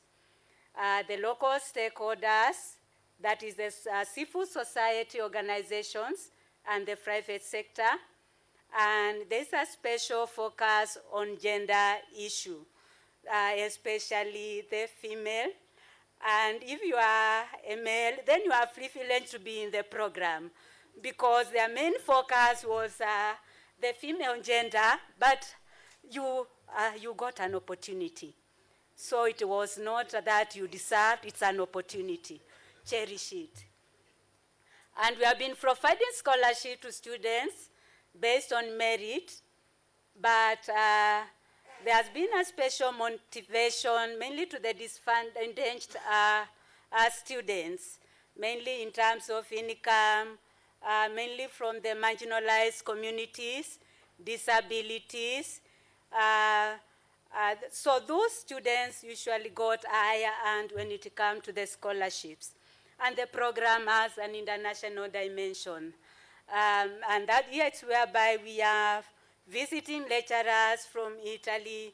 We have lecturers from the civil societies of Kenya, from academia, from other universities who are members of CDN, among others. And I think the program is still growing, so we are not confined to those sectors. I think the pioneers are still going ahead to ensure that the program grows. And then I think that is a slide. So the MECOD results at a glance. So far we have completed 11 editions and one is in progress. 219 students are being trained, 90 women, you can subtract the others to get the men. Then 173 students are being supported, 76 women, the balance men. Then, you know, we are moving against time. So you can do the other mathematics. Then international lecturers, I can see my professor, Professor Faji, Enrica, and others who are not with us. So we can see we are a good brand. So we have seminars and workshops. You'll hear more about them with our next presenters. Then we have also engaged mobility of students and teachers to Italy and in our other universities. That is whereby we have the mobility program where students who are undertaking the course, they are supposed to go for about 6 months in the University of Avia. They interact with students from other cultures. For now, we have 3 who have been nominated who are yet to go for the program. So it's a good program anyway. And I hope one of these times I'll be traveling to Italy. You'll hear from me. Then we also have participation of students and lecturers in the international conference and challenges. So take this to those who have not come and they were invited. They are missing a lot. So it is an international program that is localized in Kenya, Kenyatta University. Even the university was privileged to host such a program among all the other universities in our country. You can see the benefits and the applicability of the program. These are some of the students who did the MECOD program, and they carried out a project, Maji Uwai, that is rainwater harvesting solution for arid and semi-arid areas. And this particular challenge took place in Geneva Climate Change Challenge, and they scored position 2. Can we clap for our MECOD students? So it's not just coming to class and participating. The knowledge you get, you can apply because it is covering areas in human development, project management, and design. So you acquire skills on measurements and evaluations, and economic analysis, human development, also resource mobilization, and so on. So in that case, we can see we have one of our visiting lecturers, that is Professor Faji, and also Professor Sandro in one of the classes. So I invite the next presenter. Thank you.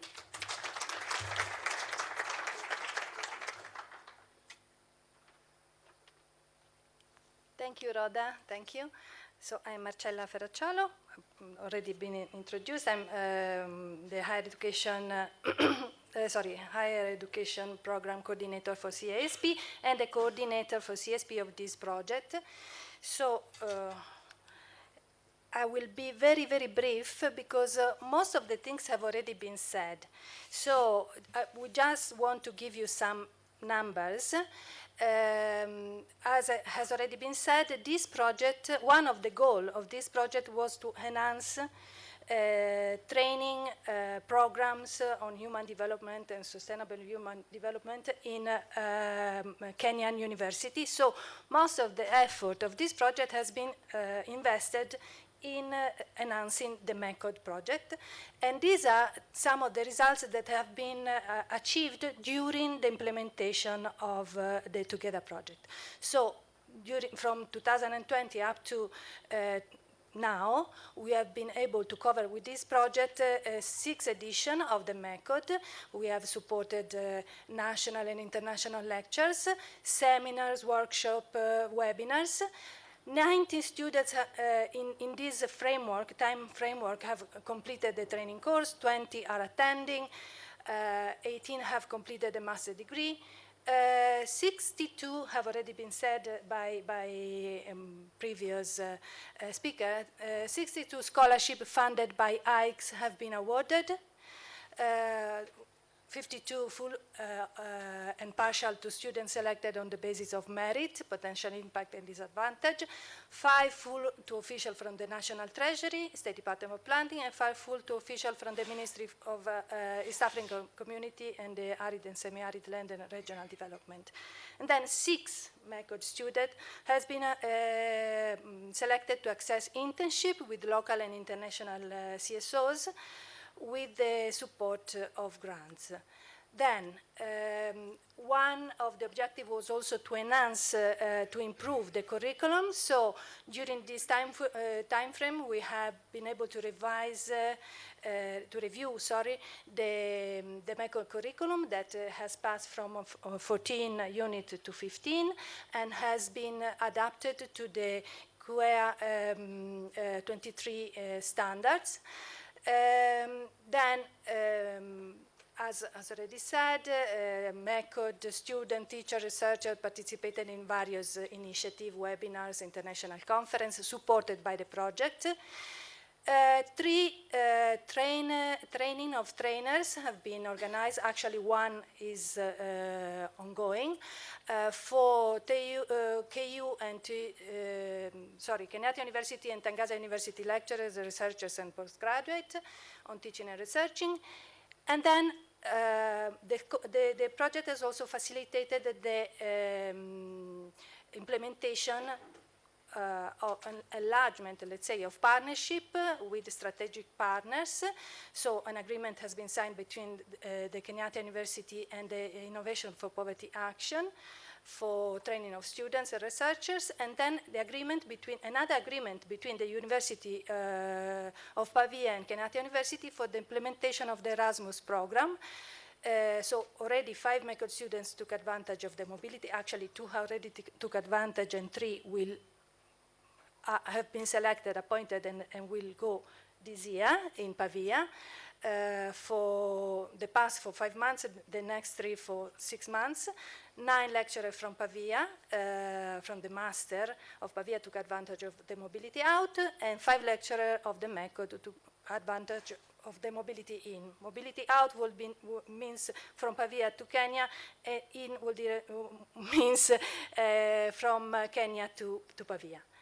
So these are just some data. I will just scroll some pictures to let you see some activities, but that's all, and I will leave the floor to my colleague David Kirimi, who will talk about the short courses.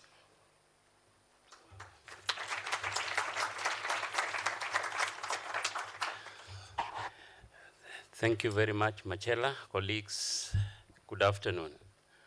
Yes, I want to just share with us the highlights of one of the major the critical component of the Together project, and this was on the training activities in terms of the short courses, as well as the seminars and the summer schools. Perhaps, yes, this picture is very familiar to a number of us who are part of this training, and the trainer is here with us, Professor Enrica. Part of what she was doing is to take through policymakers, particularly those from the Ministry of, the State Department of Planning, and this was a training on human development. Why did we go or design short courses and the summer schools? Colleagues, you will acknowledge that the change in terms of our governance structure, the evolution brought in some opportunities and also exposes us in terms of capacities or capacity gaps that are necessary for development planning, and therefore it was necessary for us to be able to build capacities for particularly public officials to be able to have the requisite skill to be able to match the needs of the economy. And therefore, these short courses, majority of them were tailor-made for the planners or the economists in the State Department of Planning. But I believe also alongside the planners, the academia were part of this training, because quite a number of colleagues benefited in a big way in terms of the trainings. The needs were not actually from our side, but they were informed by the ministerial training needs report that was shared with us. And out of this report, the gaps were identified. And these gaps were perhaps categorized in terms of the need to build capacities for research, the need to build capacity also for analyzing and evaluating public policy, or in terms of also development programs and projects. And therefore, out of this, a team was put in place, and the approach in terms of designing this curriculum and the short courses was multidimensional and actually involved a number of key stakeholders. This planning was initiated by a meeting that we had with the Economic Planning Secretary some times back, and out of it then a team was born to be able to sit together, evaluate, look at the training needs that had been identified and the gaps, and put together a curriculum to be able to meet the needs of planners. Of course, it also encompassed a number of faith-based organizations and community-based organizations and the NGOs in terms of building their capacities to be able to do interventions in human development. The working committee that came up with these short courses included the University of Pavia, represented actually by Professor Enrica here. From CISP, our president here, Maura, was key. A number of colleagues from Kenyatta University, Tangaza University, and also key stakeholders in the State Department of Planning. Actually, almost all the directorates in the State Department of Planning were involved in this development of the curriculum for these short courses. And therefore, these short courses, as I repeat, were tailor-made to meet an identified need in the various departments within planning. The short courses ran through that period. Of course, the summer schools, in terms of our design were those projects that took 5 days or a week. And these were on the project design, implementation, M&D, and on human development. And the short courses were those courses that were taking 3 days, and these were very, very technical. And I perhaps was happy to hear the PS this morning as we were discussing, highlighting on the need that is still persisting in terms of building capacities for the staff to be able to undertake modeling and forecasting for policy purposes. And I think these short courses were designed actually to answer to that problem because the social accounting matrix and the computable general equilibrium modeling are tools for planners to be able to evaluate perhaps most of government policies, particularly fiscal policy, the effect of tax, various tax measures on the economy. And therefore, I believe those who are in this training should be helpful to government to be able to try to simulate these issues and be able to give them the outcomes that are expected. The macroeconometrics modeling is a tool for forecasting. And therefore, I believe as we continue to expand on these trainings, we'll be able to answer and build capacities for planners to be able to undertake and inform policy at that level. There is also a short course that was done on climate change, resilience, and adaptation. This is a key pertinent issue, and therefore, all these courses were very, very, of course, ideal in addressing the needs and unique in their own way and addressing key pertinent issues. And I believe quite a number of beneficiaries are here. They can attest to these trainings. I believe it was not adequate, and I hope in the next round of engagements, we perhaps may want to enhance them to make them more and more in terms of equipping them and giving the staff of planning an opportunity to be able to do them in a practical way. Now, the implementation and the participants are displayed. I think we may not be able to go through them, but in total, we had 146 beneficiaries in these courses. The courses were mounted both at KU and others were mounted at Tangaza University in the spirit of our cooperation, and therefore, these were the key stakeholders. But in terms of the facilitation, the trainers were drawn particularly from KU on the project design, implementation, monitoring, and evaluation. The trainings on human development, the social accounting matrix, and macroeconometric modeling, the facilitators were drawn purely from the University of Pavia, and that tells that we have rich engagement in this collaboration, and it's very, very useful and impactful. I think that is the end of my presentation. Thank you, Director. I hope I've saved the time. Thank you very much. Thank you so much, Chairman, and thank you, Rhoda and Marcella, for the sharing. Rhoda, thanks again for telling us about the MyCode program and also insisting that we need to enroll in the program. Maybe one thing that you may also have noted is that whoever becomes the coordinator of the program finally becomes the chairman of the department. Yeah, thank you. So then allow me to invite Professor Onono to come over so as to facilitate the discussion on research findings. But as we do that, kindly help me appreciate our presenters as we request Rhoda, the chairman, and Marcella to step down. Thank you.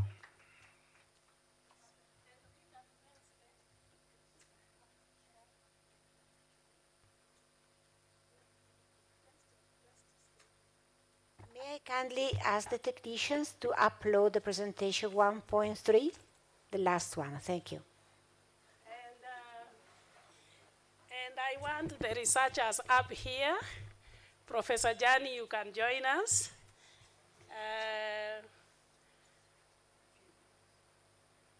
Dr. Pietro, you kindly come and take your position here. And I think Giovanna Prenucci is joining us virtually. Welcome, Prof.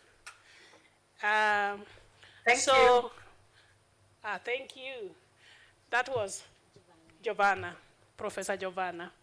So this research had 3 lines, and we skipped something from the previous session, which would have been perhaps a kind of a repetition, so we will request that as we present the findings, we are able to highlight on the framework that was followed in realizing the design, and finally, the framework upon which we could reflect on the findings from the studies.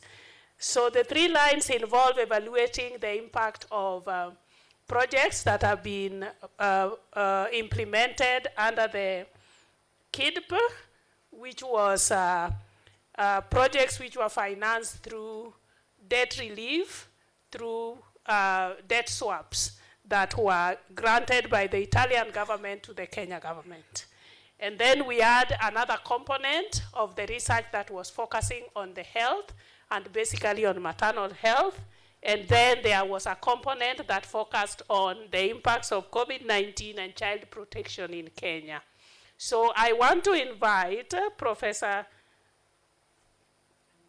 Yes, I will invite first of all Professor Enrica Chapeiro to give us highlights of the framework of the research, and proceed as you will.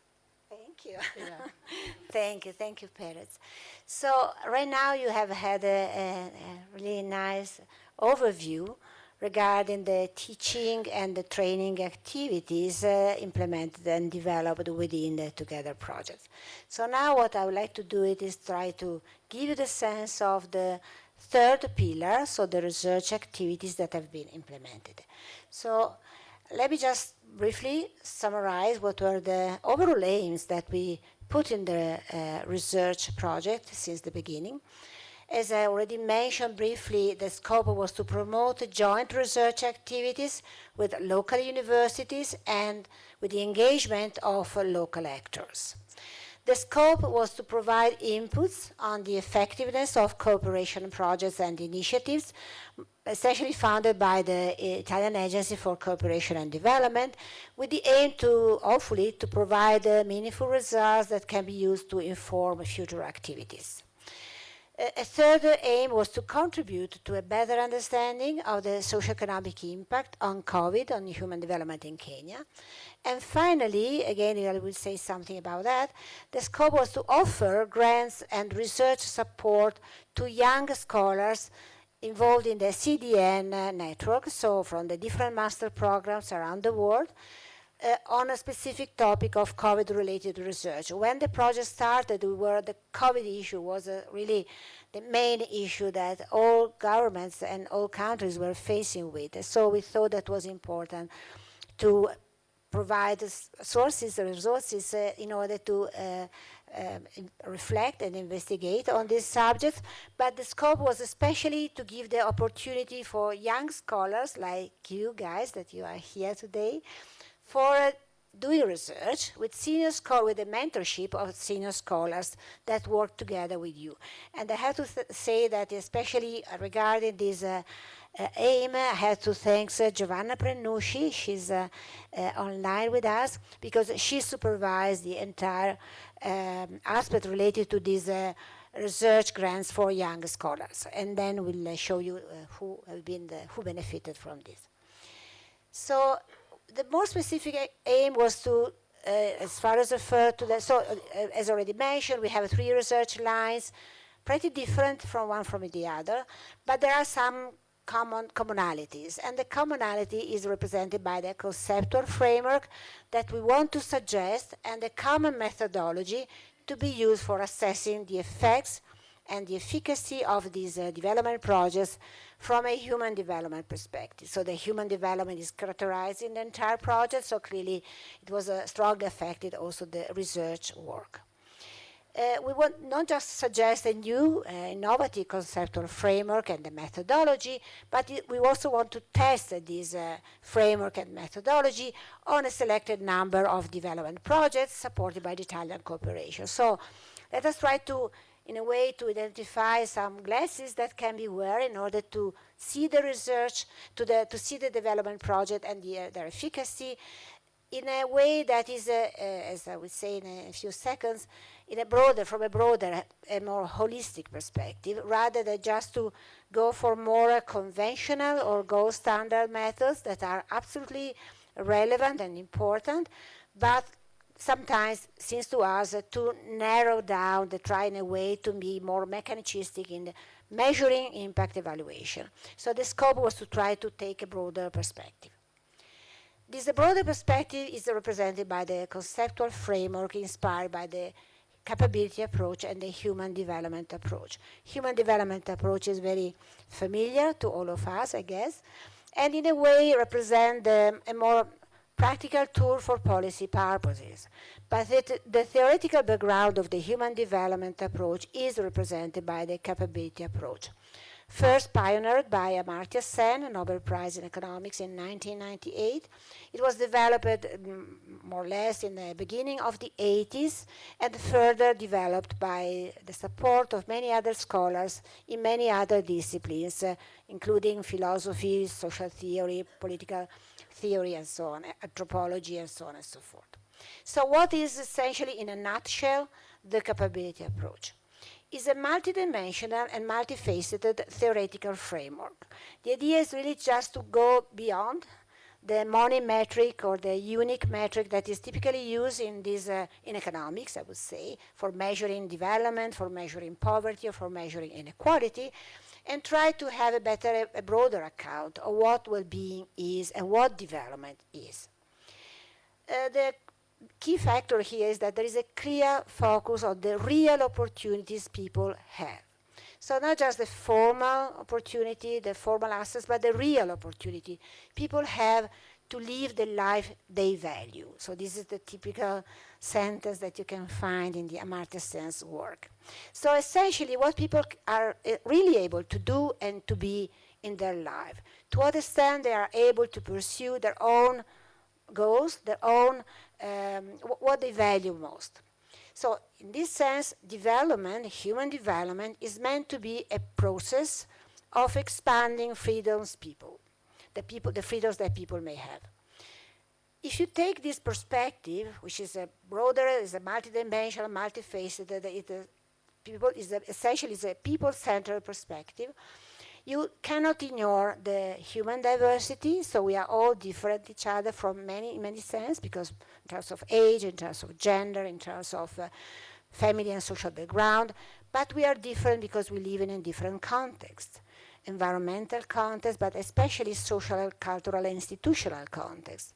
So again, we cannot neglect this heterogeneity of characteristics that identify each of us. So we cannot refer to development, to human development, ignoring the different circumstances people have in living the life they value. So in this perspective, another distinctive feature is the fact that there is a clear role for agency, empowerment, and participation.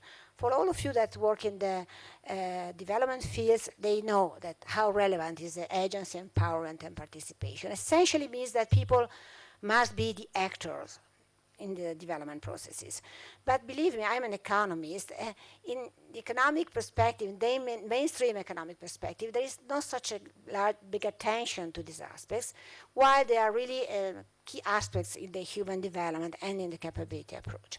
So the scope of our research work was to try, in a way, to take into account, if not all, some of these aspects, in order to have a broader and more holistic perspective and a better accounting of what is the impact, what could be the impact of a development project.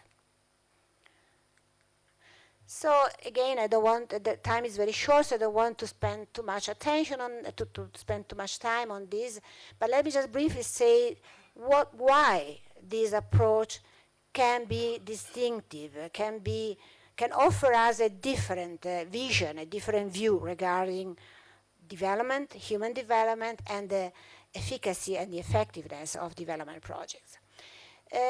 In a way, it allows us to offer a sort of normative or ethical foundation that provide framework that provide a different moral foundation for impact evaluation. So it's not just a mechanical exercise. We want to pay attention to what is the ethical dimension of development in general and for development projects, and we want to try to take seriously into consideration this ethical or moral or normative foundation. It offers an extended informational basis, so we cannot just focus on a few indicators, but we want to have a clear distinction, for instance, between means and ends, and we want to take into account the multiple dimensions that can be relevant for human beings. Not necessarily just the one that is the main focus of the development project, but also the other dimensions that can be affected by our development programs or actions. As I said before, there is a clear acknowledgement of human diversity and heterogeneity of personal and contextual circumstances. So again, the role of communities, for instance, and community-based development is so crucial from this point of view. Further, there is this attention to the role of agency and participation. So beneficiaries are also have to be considered as active partners in project design and implementation. So not only outcome-centered, but really focusing on participation. I know that this is something that is very familiar for those who are working in development on field. But again, from economists that are making impact evaluation analysis, often these aspects are not sufficiently taken into consideration. And finally, as I said before, development is a process. So we have to pay attention not just to the short-run effects, but rather to the medium and long-term effects and the spillovers effect that the development project can generate for people. Oops, what happened? I can't see it anyway here. Okay. I can't see on my screen, but it's coming, and that doesn't matter. So let's just a few words about methodology. Clearly, if you want to take this broader perspective, you need also to try to reflect on what kind of methods and methodology can be more adequate in giving the sense of this richness of this holistic view. So clearly we cannot just use quantitative indicators, but need to refer also to qualitative methods. So essentially what we try to do is to identify a methodology which is based on mixed methods approach to be used for the different projects as examined in this research project. We try, again, sorry, it doesn't work. Sorry. So we also try to involve, as I say, the researchers and local partners in order to have these, to receive their support for assembling quantitative data. We refer to a qualitative information gathered through key informal interviews, focus group discussions, and field missions.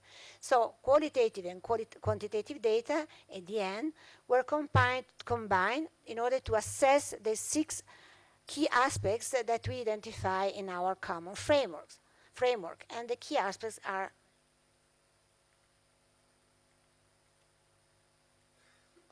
here. So we try to pay attention to the ownership of the development project and partnerships. We try to focus on participation by local actors, both formal, informal, and the governance mechanism that was in a way defined within these projects. We pay attention to individual and collective community agency and empowerment. We try to pay attention to tangible and intangible outcomes in the short, medium, and in the long run. We reflect on the cross-sector and cross-thematic spillover effects that these development projects can generate. And finally, we reflect on the environmental, social, and economic sustainability of the projects. So this is the methodological paper that in a way describe what in a nutshell, I try to discuss now. So as has been already said by Perez, we have 3 research lines, and then our speakers will present the research, the results of these of their research work. But I don't know if Perez want to add up something on this concept, on the conceptual framework and the methodological. No, we don't have enough time. Okay. Thank you, Perez. So now I think that I give the floor to Gianni Vaggi, who was the coordinator of the debt relief research line.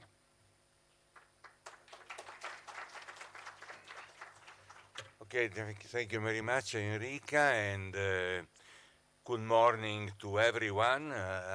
We are going towards the end of this long morning plus afternoon, and one of the people still keeping you away from your lunch, and particularly talking about such an exciting issue as debt, which is, so forgive me, please. Why to talk about debt? Come va avanti?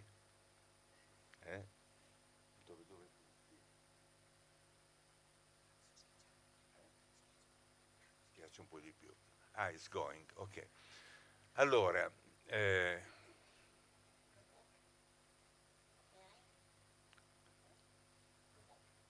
go back ancora, ma com'è? Sì, certo.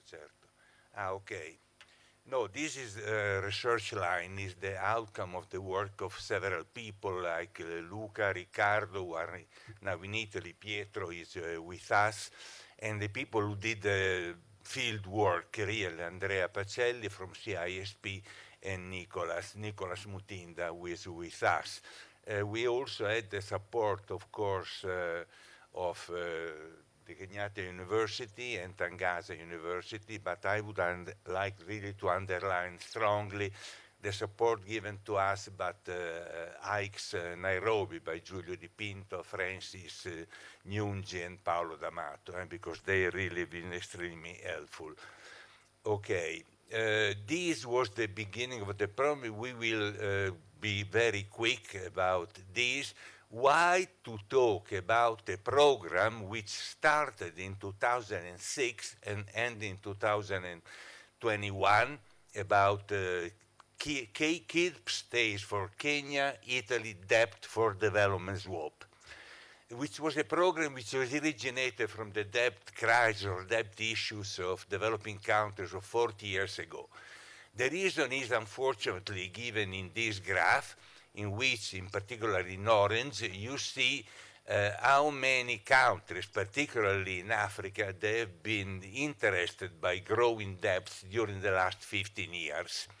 And in the final part, in the bottom part of the slide, you also see that now most of the African countries, most of developing countries, in fact, they pay more for interest on foreign debts, on debts in general, than they do for education and health, which are, of course, 2 major components of the human development approach.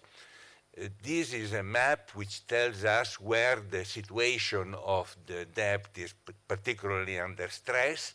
In red, you have countries which have already defaulted on foreign debt distress, or countries in orange, dark orange, which are at high risk of debt distress, and that includes these countries. So the topic, unfortunately, it's still quite hot. Here you see Kenya public debt, domestic and external, and you see that really it is going upswinging during the last 15 years. If you go to the other graph there, you see a nice green spot there, but the green spot here is not so green, and we would like to see, because it means that now part of the debt owed by these countries, but that's not unique to these countries, to many sub-Saharan African countries, is owed on the international markets to private creditors, while before it was really bilateral, like the one with Italy, or multilateral with IMF, World Bank institution. Now things are a bit more complicated, even if it is a nice color. Allora, during COVID, which has already been mentioned, it became clear that this was affecting all over the world. and in particular that countries in the developing world, they didn't have resources to cope with COVID and the economic impact and social and human impact of COVID. But they also had this problem of debt, which had been coming back again after more than 30 years. So there were a couple of initiatives. The first one, we are talking about 2020, of course, is debt service suspension initiative, which basically means, okay, stop paying interest, you'll pay interest later, you have a 1-year moratorium. It was not enough. Another initiative, always designed by G20, was the so-called Common Framework for Debt Treatment. This is the one which is in place at the moment. It is the only multilateral, so to speak, initiative that we have to cope with this problem of debt. Debt swaps. Here are some of the debt swaps which Italy has undertaken during the last 10 years, more or less. I would like to highlight the fact that Kenya, debt swap of Kenya is KIP, okay? It's basically the only one in sub-Saharan Africa, but for Djibouti, but there have been several other swaps. What is KIP? 2006, 2021, for 440 million euros for 10 years, then coming to 15 years. In 4 areas, the focus of KIP, repeat, debt for development job, was on poverty reduction, and the aim was not just concentrate in one region of Kenya, but all over. So basically, there were at the beginning 6 districts. Now they have become counties with the devolution of 2010, of course, and 4 major areas which are all related to the notion of human development, of course, drinking water, education, health, and urban development. I must say the collaboration with the relative ministries, it has been very effective and very helpful, with some problem with the health ministry, and that has been great use. You can see in yellow the 4 counties where the field research have been taking place. 26 projects have been investigated with the methodology indicated by Enrica Chiappero, which I think it has been particularly useful in this case. It's telling us a lot. And here again, Andrea Pacelli and Nicolas Mutinda have been extremely important. This was the management structure or governing structure of KIP. Allora, it's clear that it was an articulated program.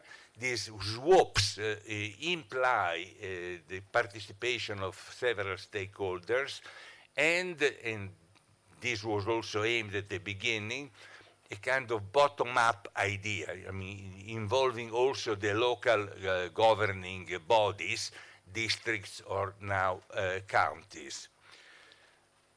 Okay, what really we can say it worked? From what we have seen and what we have examined also together with Pietro and Enrica, some projects of the several projects work particularly well. I must say slum upgrading in the Corogoccio slum was also very effective. We had good impact on local ownership participation and poverty reduction. And I must also underline that, you know, these were some of the projects which were received higher funding, and this is something we'll have to come back again on this. The projects were all very well integrated and decided and managed together with the relevant ministries. Also, the water project in other counties, Nyandaura, for instance, Tarakaniti, were very effective, and they helped a lot. But there were also things which could be improved. A 10-year development swap project, it means it's 10 years. 10 years is long partnership. It's not the usual amount of time, 3 or 3 plus 6 or something like that. So the problem is that you need to have someone who really follow the whole procedure from the beginning to the end of the program. And this, the rotation of people was a bit of the problem, okay? Also in keeping the records of all the initiatives which were taking place.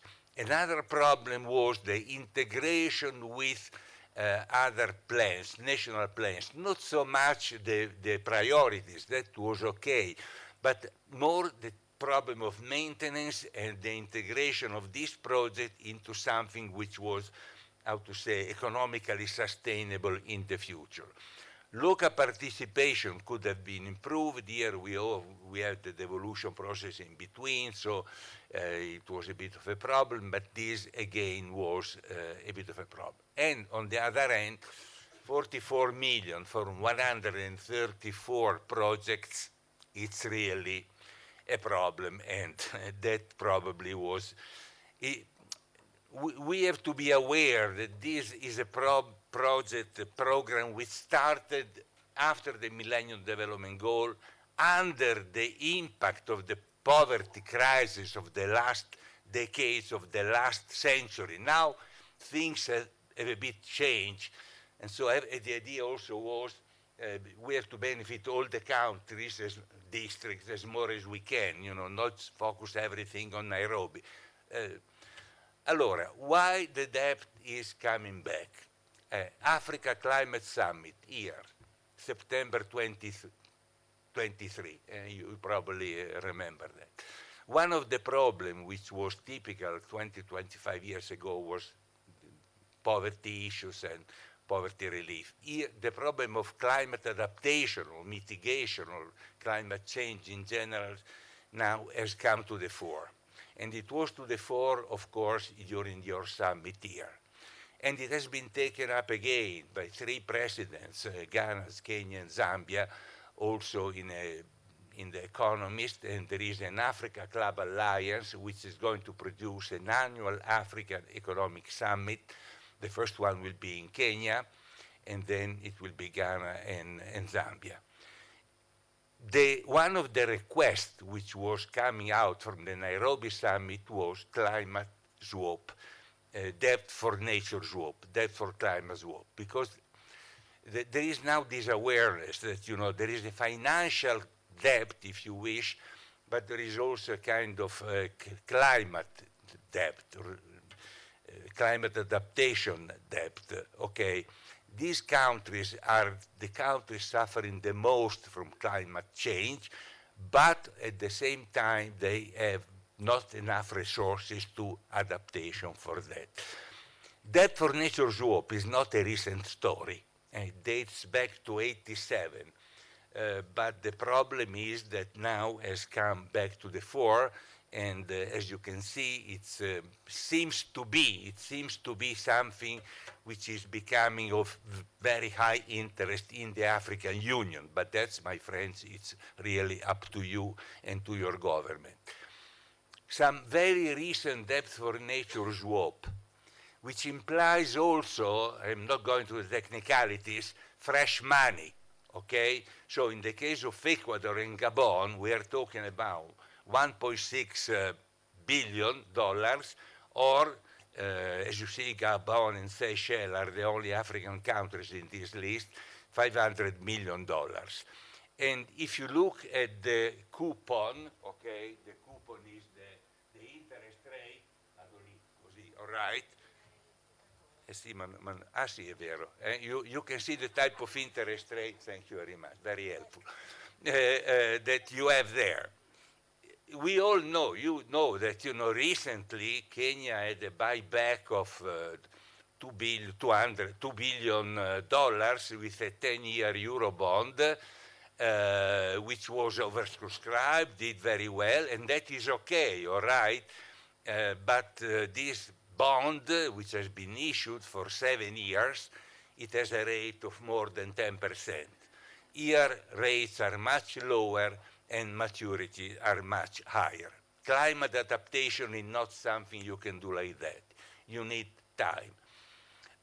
This is the debt profile of Kenya in the future. Is coming from your Department of Management, from the Management Report, and you will see that debt will still be here with us, and it's an issue which has to be taken clearly seriously.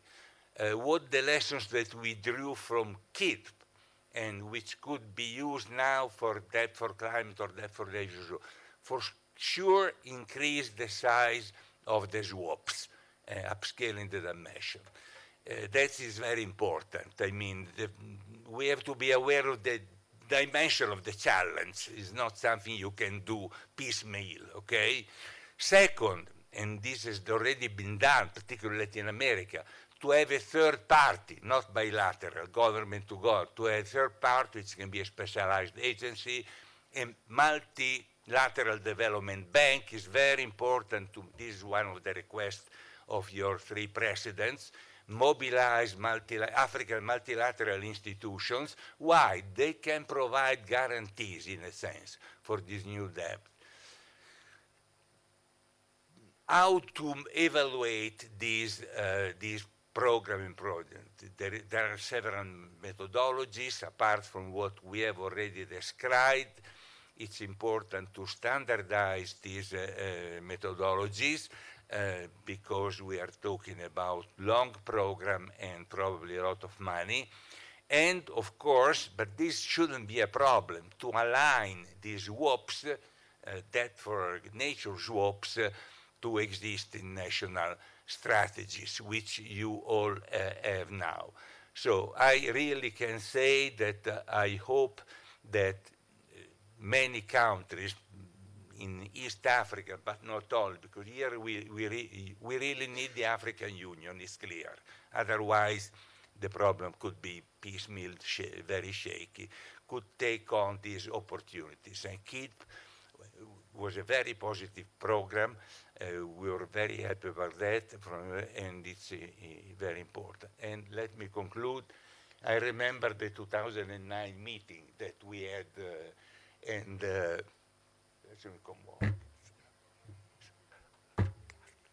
sorry. No, at a certain age, when you see the things are going on and continue, it's great. And here we have to thank Enrica, Marcella, and Maura, of course. I cannot use surnames for people here, I'm sorry about that. But we also have to thank a lot the colleagues from KKU and Tangaza. Perez, Jacob, David, Rota, and all. What have you done to Nelson Wawire? He disappeared. No, Nelson is still around. Okay. Va bene. Okay, thank you very much. Bye.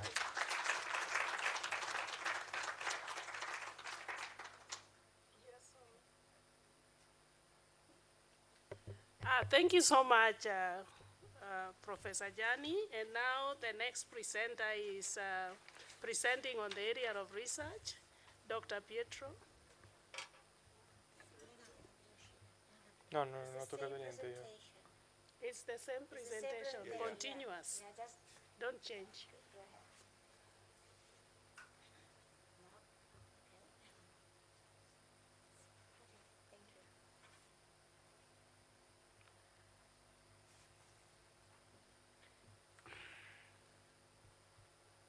You can keep your notes. We are going to give you opportunity at the end of the presentation, just in case you want to do an intervention. Thank you.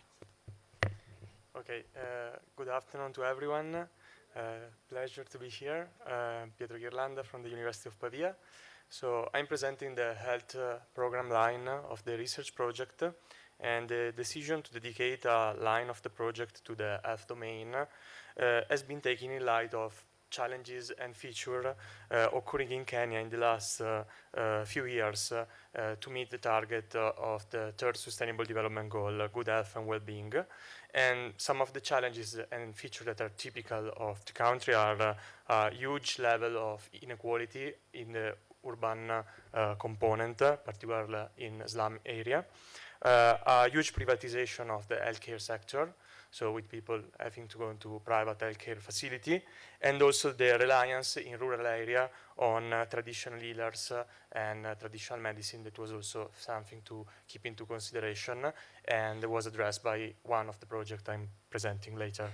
The research team, even in this case, is composed by various people. We have the coordinator, Enrica Crepero, from University of Pavia, myself, and Lucia Pincerato, who is now at World Friend, and Gabriele Paone from World Friend. And we also received support, local support, Gladys Rono from Q, and Erio Tionio Brezev from Tangasa University College, and we thank them. And the non-academic partner, World Friends Amici del Mondo Ollus, which is the ONG that conducted all the three projects I'm going to present. So we owe very much to them.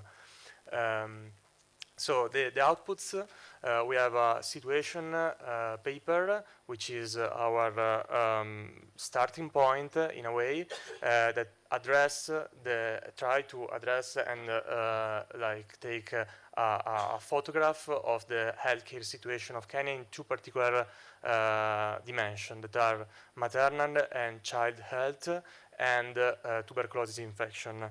And why to focus on these two aspects? Because they are two of the main determinants of healthcare situation in the country. First of all, the mortality rates of mothers and childs are very high in comparison to the goal fixed by the the goal fixed within the Sustainable Development Goals.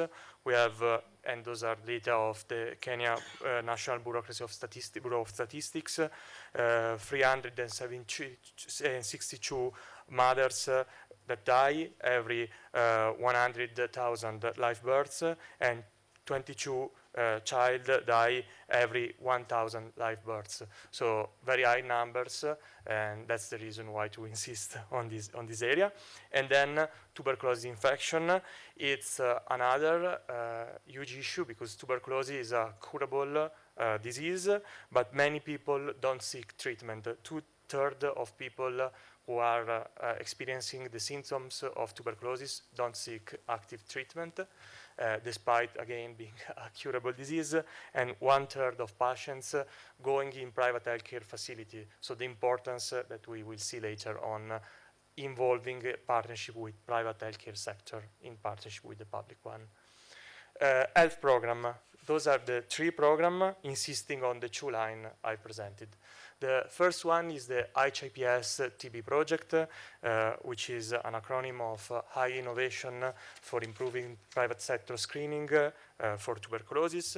It's a one-year project that was conducted in 2021, funded by ICE, and locally conducted by World Friends in partnership with HealthyNet. And the main reason for implementation of the project was to introduce a new technology for screening tuberculosis, in particular this paper-based electronic medical recording system in the slum area of Ruaraka in Nairobi, Ruaraka sub-county. And the beneficiaries were both urban slum dwellers, so people being screened for tuberculosis, but also private healthcare workers that were trained in this use of this new technology. And in this case, starting from the high privatization of the healthcare sector in Kenya, of the 20 facilities that were involved in the project, just one was public and the other 19 were private. So people benefit both from accessing very expensive private healthcare at accessible prices and rates, and also private healthcare workers were trained in the use of this technology.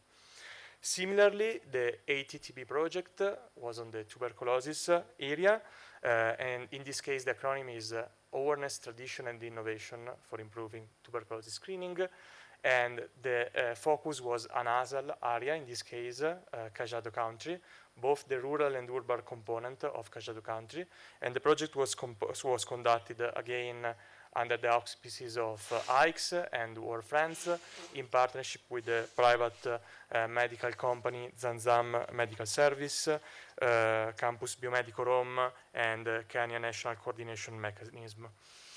In this case, the technology introduced was the GenExpert technology for screening tuberculosis.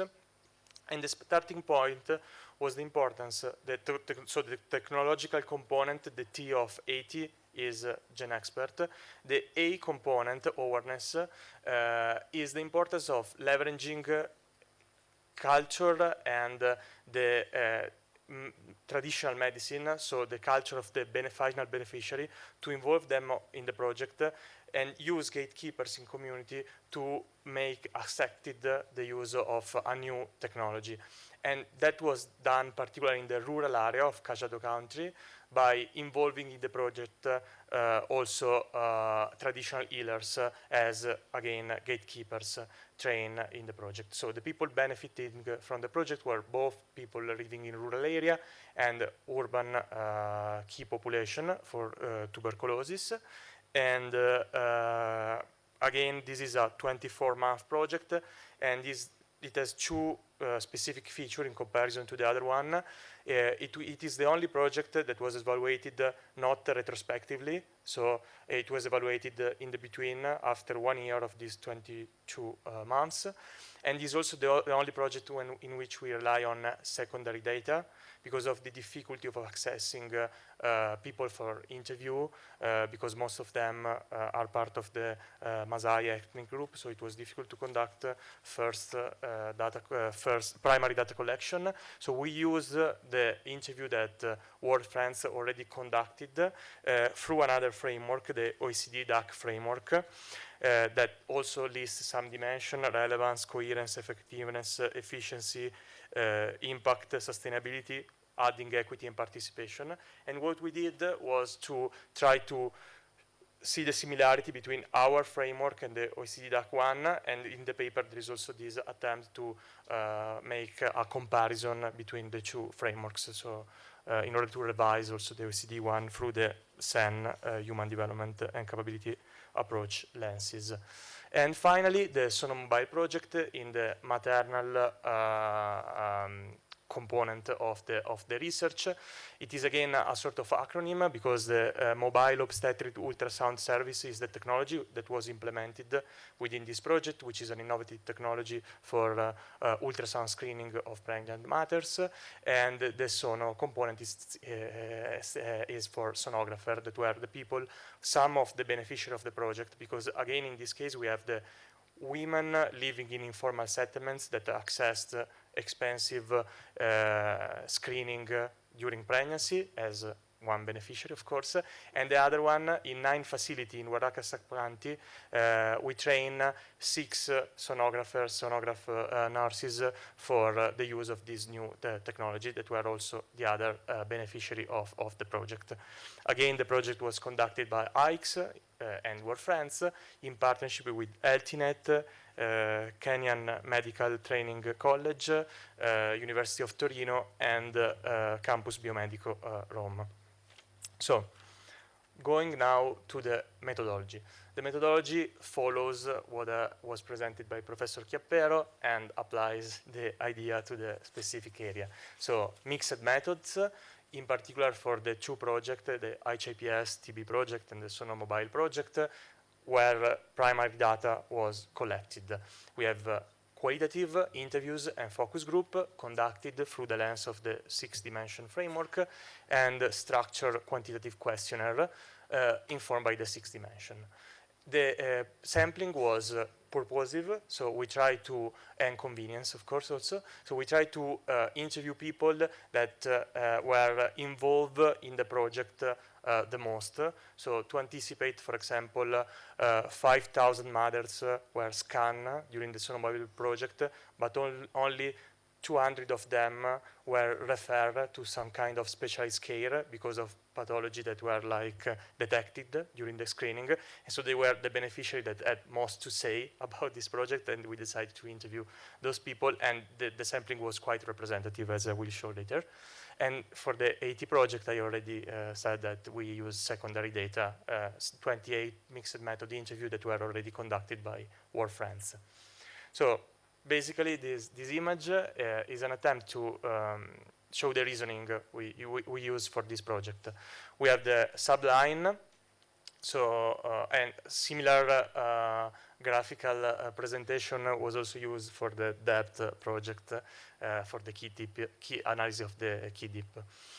We have the number of observation, again for the mothers of the 200 mothers that were referred to specialized care.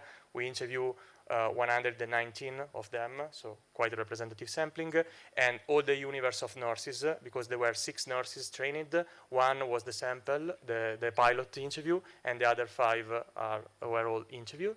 And 16 people working for the IHPS project, different kind of beneficiary, both people that receive tuberculosis screening and people working in those private facility. And for each dimension, we try to assess if this dimension was present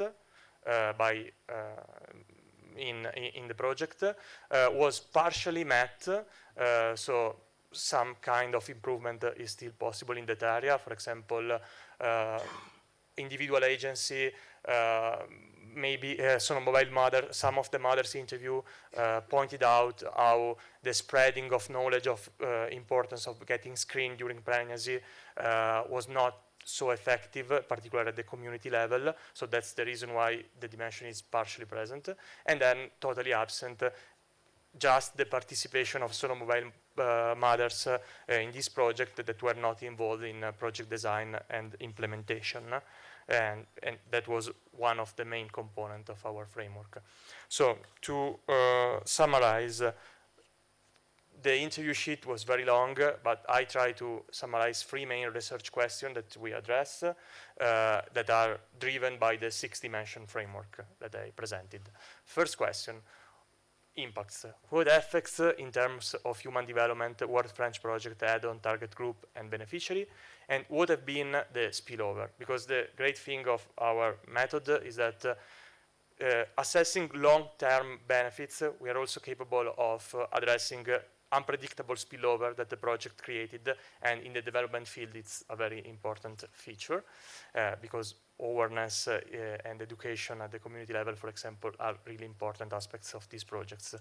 Then we have how much ownership by local community, partnership with public and private institutions, and capacity building activity affected the outcome, so ownership and participation. And then have the context, remember the importance of the context in the human development approach, influence project outcome and sustainability, if yes, how much, and in which way. So our answer for these 3 projects. For the sonomobile project, the effects and the impact foreseen in the beginning were met. Cheaper and more accessible scan and patients and nurses empowerment via health education session. And for the IHPS and AT project, the same. Inclusion of disadvantaged people and greater awareness created about the importance of tuberculosis screening. Even the participation and ownership component, apart from the sonomobile project for mothers, was quite successful. So participation of local healthcare sector workers in the design of the project, sonomobile project, so the nurses, partnership within private and public sector for the IHPS project, and involvement of traditional healers positively affected the outcome. So a lesson learned for the future is going on with this kind of way of running project. And very interesting, coming from the sustainability dimension, an important aspect which is usually not considered as the economic one is the importance of the social norms. Existing myth about screening complicate very much project outcome. And also another aspect is the poor referral system, because those are scanning project. So you need to be effective, so improve health condition. healthcare system that is capable of taking care of people that are referred after the project that scan some pathology and get good quality medicine. So in this case, some challenges are, of course, that sometimes the referral system is not that effective. But the integration between local community, public and private actor open a path to sustainability. So it's something that we should go on exploring. Some example of answer, here we have a Kenya registered community at nurse that stress the importance of empowerment.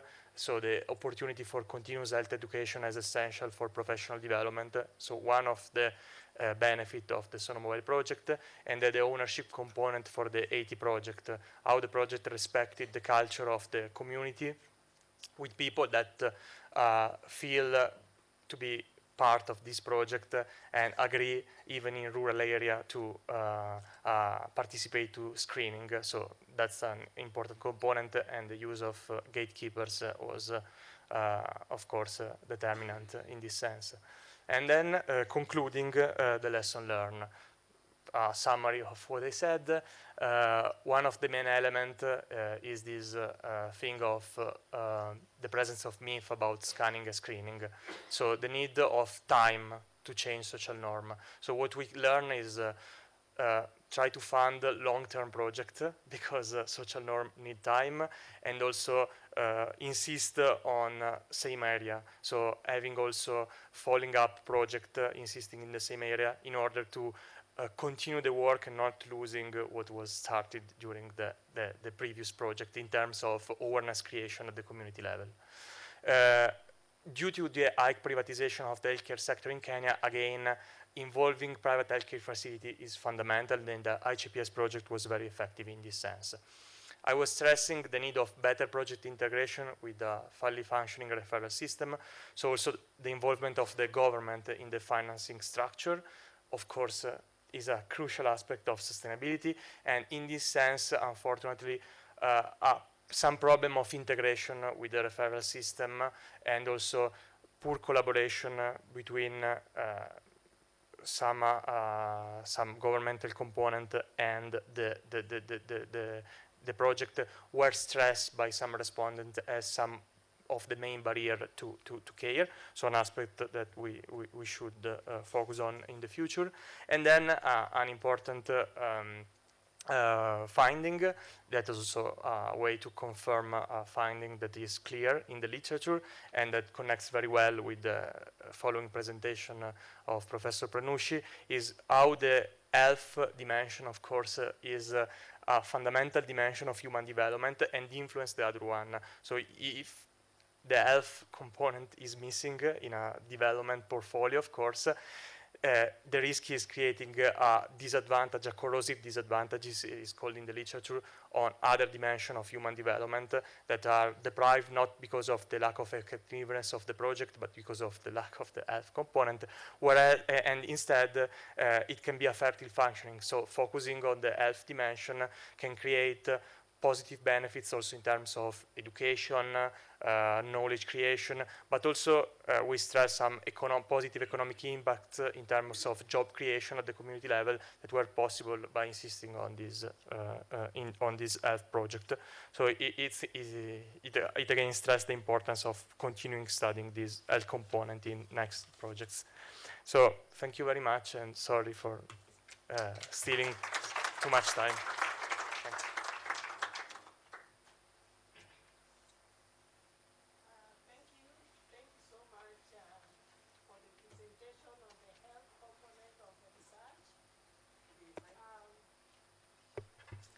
Thank you so much for the presentation on the health line of the research component of the project. And now I want to invite Professor Giovanna Prenucci, if you can hear us. Prof. Prenucci, are you there? I'm ready. Great, you can proceed. Thank you very much. Giovanna, the presentation is the same, and perhaps I could ask Pietro to help me move forward. I can do it. I have the remote control. I can do it for you. So just let me know when I have to skip on the next slide. Okay. So, distinguished guests, it is my pleasure to be presenting here to you today. I apologize for not being able to be there in person, but we had a death in the family and I couldn't travel. First of all, I want to thank everybody. This has been done by my colleagues as well, but for me, it has really been a wonderful opportunity to be able to teach at KU and do research in Kenya. So I want to thank the support from the Italian Agency for Cooperation and Development, the colleagues at Kenyatta University, particularly Dr. Kirimi, who's been a partner throughout this work, the colleagues at CISP, and in particular Andrew, who has been a partner in this research, and of course the University of Pavia. Now, since I'm now the one who stands between you and lunch, I will not take too long, but let me begin by saying that this research has essentially two main focuses. The first is on COVID-19. The work began in the preparation of the project began in 2019, and in 2020 the project was launched, and we were in the depth of the pandemic. And so we started by looking at the impacts of COVID-19 on human development and on child protection. And then, in line with what was done in the other research areas, we went on to assess the impact of an Italian-supported project on child protection. In this slide, you can see two things. First, I have a chart on a stringency index, the measures that were taken during the pandemic, and I've compared Italy and Kenya. And essentially what all of us remember is that 2020 was a year of major restrictions. Now, for the focus of this research on children, this is very relevant because schools were closed for a full year, essentially, in 2020 and didn't reopen until January 2021 in Kenya. The second is an image taken from a project supported by ICE and implemented by CISP. And this project on child protection provided the setting for some of the analysis of the impacts of COVID. Next. Before moving on to the impact on children, the initial phase of the research focused on the impacts of COVID-19 on human development. I prepared a paper on the early impacts, and then we had work by researchers. The main result of the paper was to see how the age structure of the population in Kenya, which is very young, helped explain why mortality from COVID was much lower than in other countries. This has the main implication that when we look at the impacts of corona on children, the key aspect is not related to health, but is related to the economic downfall due to the pandemic. Next. This paper helped launch research by 5 alumni from the CDN network who looked at the impact of COVID in different settings: Peru, Nepal, Cambodia, Kenya itself, and Malawi. The researchers did an interesting set of studies, and they are available for those of you who are interested. In particular, I want to cite the one on Peru because it also focused on schools and the difficulties faced by children there. The situation in Peru was even worse than in Kenya. Schools were closed for 2 years, and the impacts on children were quite severe. Next. The more in-depth look at the impact of COVID-19 on children relied on 3 main sources of data. The first was data from the Child Protection Management Information System maintained by the Department of Children's Services. The second is talk boxes, which were implemented in the context of the project and were a way for children to express their needs and place notes into essentially a mailbox, which was open once a month and reviewed by a committee formed by champions of child rights in the school. The third source of data is interviews.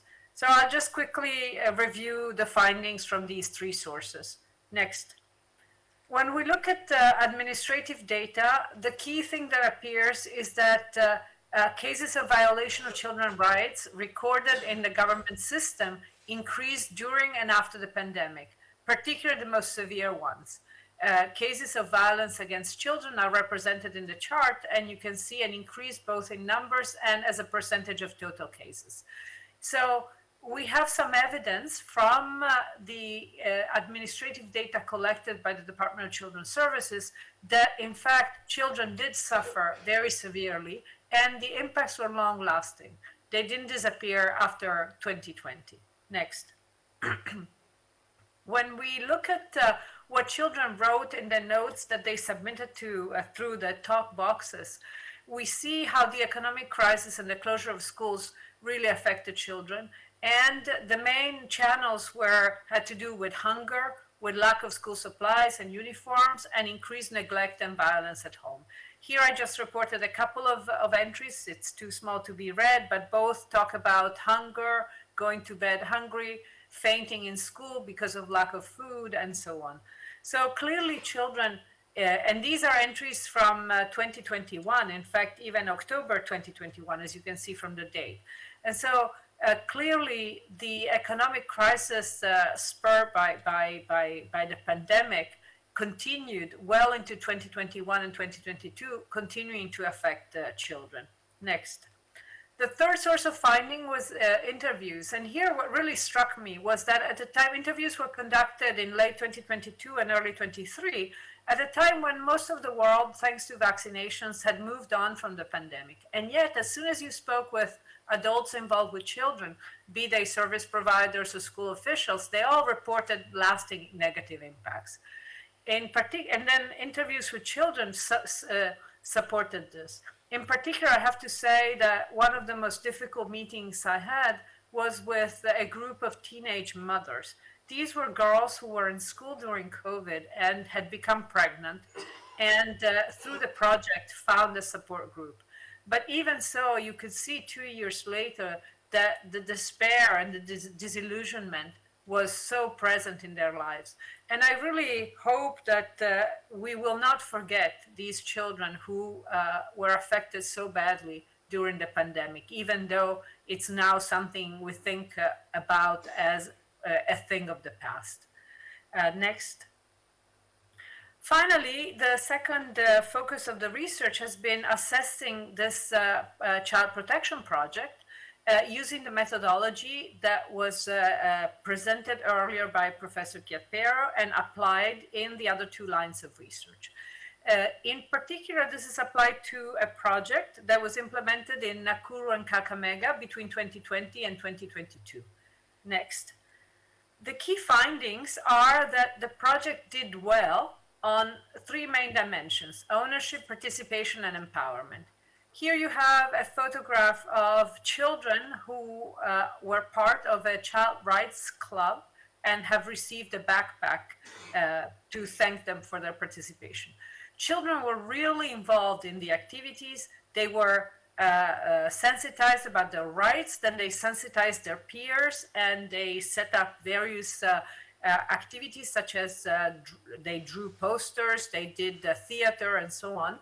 There was a lot of involvement, empowerment, and participation. So on these scores, the project did well. Next. Where the project did a little less well was on impacts and on sustainability. Now, on impacts, the first point is that social norms that violate children's rights take a long time to change. And 3-year projects, which are common in donor-supported activities, is really not sufficiently long time frame to change social norms. Now, a follow-on project has been launched with the support of the EU, but it has a slightly different focus and a different geographical area. And this is, again, something that we tend to do in development in foreign-assisted projects. We go from one place to another, from one topic to another. But if the focus is on changing harmful social norms, this is not a good recipe for sustainability. The second point related to impacts is that social norms are one of the drivers of child right violations, but poverty and destitution do play an important role, and they're not addressed by behavioral change interventions. I have a picture of a house next to one of the schools that we visited, and it was very clear that even in the cases of hunger that I mentioned earlier, the child rights clubs were useful in bringing them up, but not useful in addressing them. In some cases, schools were able to set up feeding programs thanks to some benefactor, but some of the key causes of child right abuses have to do with poverty and destitution within the family, and they need to be addressed as well. Next. Finally, when it comes to sustainability, there are two lessons that I think are important for government counterparts. The first is that basic recurrent expenditures, for example, for petrol and vehicle maintenance or for phone data time and basic office expenses, are not an extra.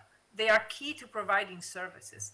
Again and again, we heard from government officials that they feared that once a project would end, they would not be able to take a vehicle and go rescue a child who had been abused, or they would not even be able to input data into the system because they didn't have data bundles. And this is because of government cuts in recurrent expenditures. Without these basic contributions to the functioning of services for children, sustainability is not guaranteed. A second issue is that of staff turnover. We've heard this again in many places, not only Department of Children's Services, but also the courts or the police. Staff really change locations very often, and the training provided by projects is often lost with their moving on. So in retrospect, this research was useful in both highlighting some of the long-lasting impacts of COVID on children and the need to design projects that take these long-lasting effects into account and provide long-term support. Thank you very much.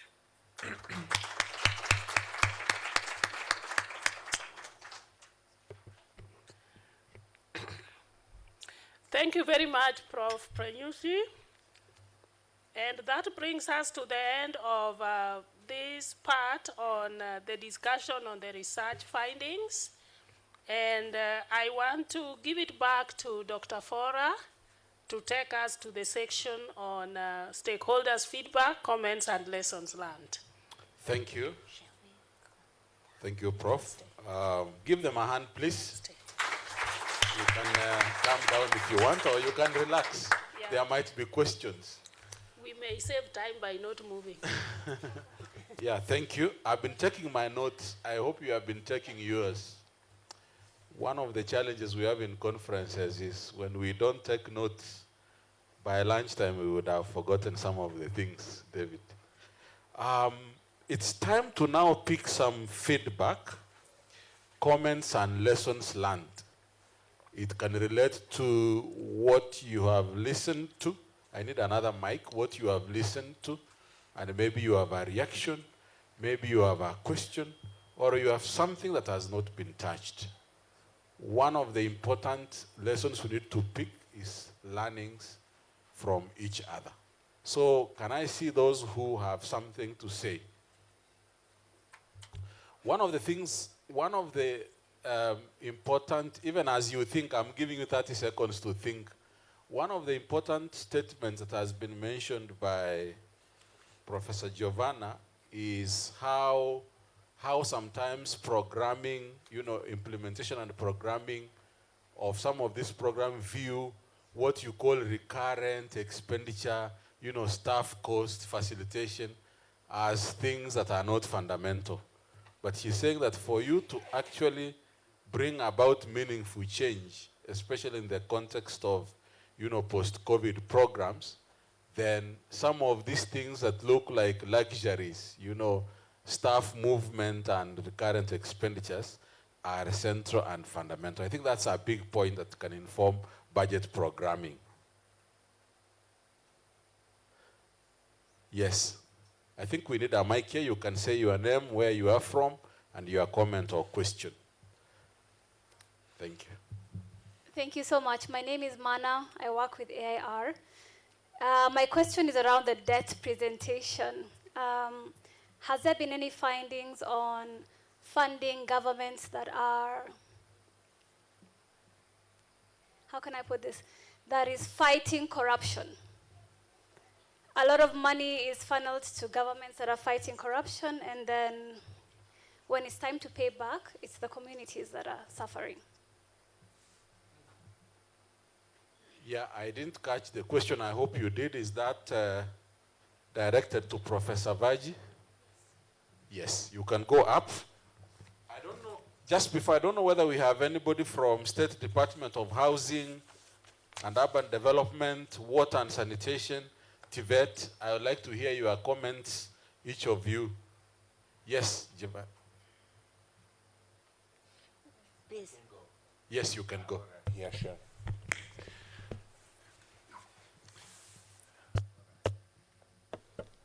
Can you hear me? Yes. Okay, thank you very much for your question, even if, you know, it's very difficult to address. What I can only say is that, you know, if you have a program like we have seen in Kutv, those elements of inefficiencies or corruption are really very much reduced and mitigated, because it's, you know, it's a joint work. And so budget support is different. If you give budget support to a ministry, okay, they can do whatever they wish. But in this case, you can access debt relief only if you achieve certain outcomes, okay?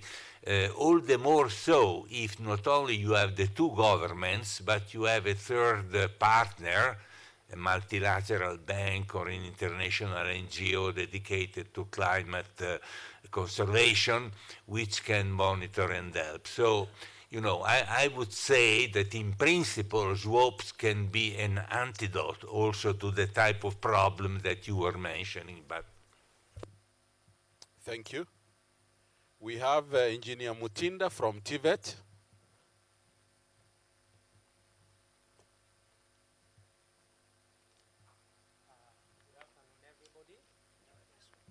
Good afternoon, everybody. As you have been told, my name is Engineer Mutinda. I am from TVET, and our State Department was a beneficiary of the KIDIP project in as far as vocational training centers were concerned. Well, largely the project was a success, but probably I would observe one challenge which we faced all through. As a professor said, the program was initially for 10 years, but we were not able to complete within that time, and we extended for, I think, 3 times. 3 times. So the challenge here was the budget, the flow of the funds, because every time we had to get an authorization from the Italian government in collaboration with the National Treasury, so that we could now go to another phase of the program. And this greatly affected completion of the project, but largely it was a success. What I would request at this point is that in the event such a program, such a debt swap would be considered in the future, we will look at those challenges which we had. And then this is a request to the ones who prepared the report. Probably it would be of help to us and to our supervisors if we could get a copy of the report, because as we know, this one was just for purposes of presentation here. So we get a report, we'll study it, and we'll make comments and advise our superiors as required. Thank you very much, and we thank the team for the reports. Thank you very much. Thank you, Engineer. Asante sana, mpige makofi. Department of Housing and Urban Development.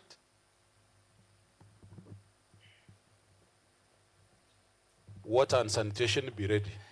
Thank you so much. My name is Planner Kenneth Nyaseda from the State Department for Housing and Urban Development. And first of all, I appreciate to be here, because I've learned so much that whereas sometimes as you implement a project, you think you are suffering alone, or there are things that you are doing and you think it's only special to you.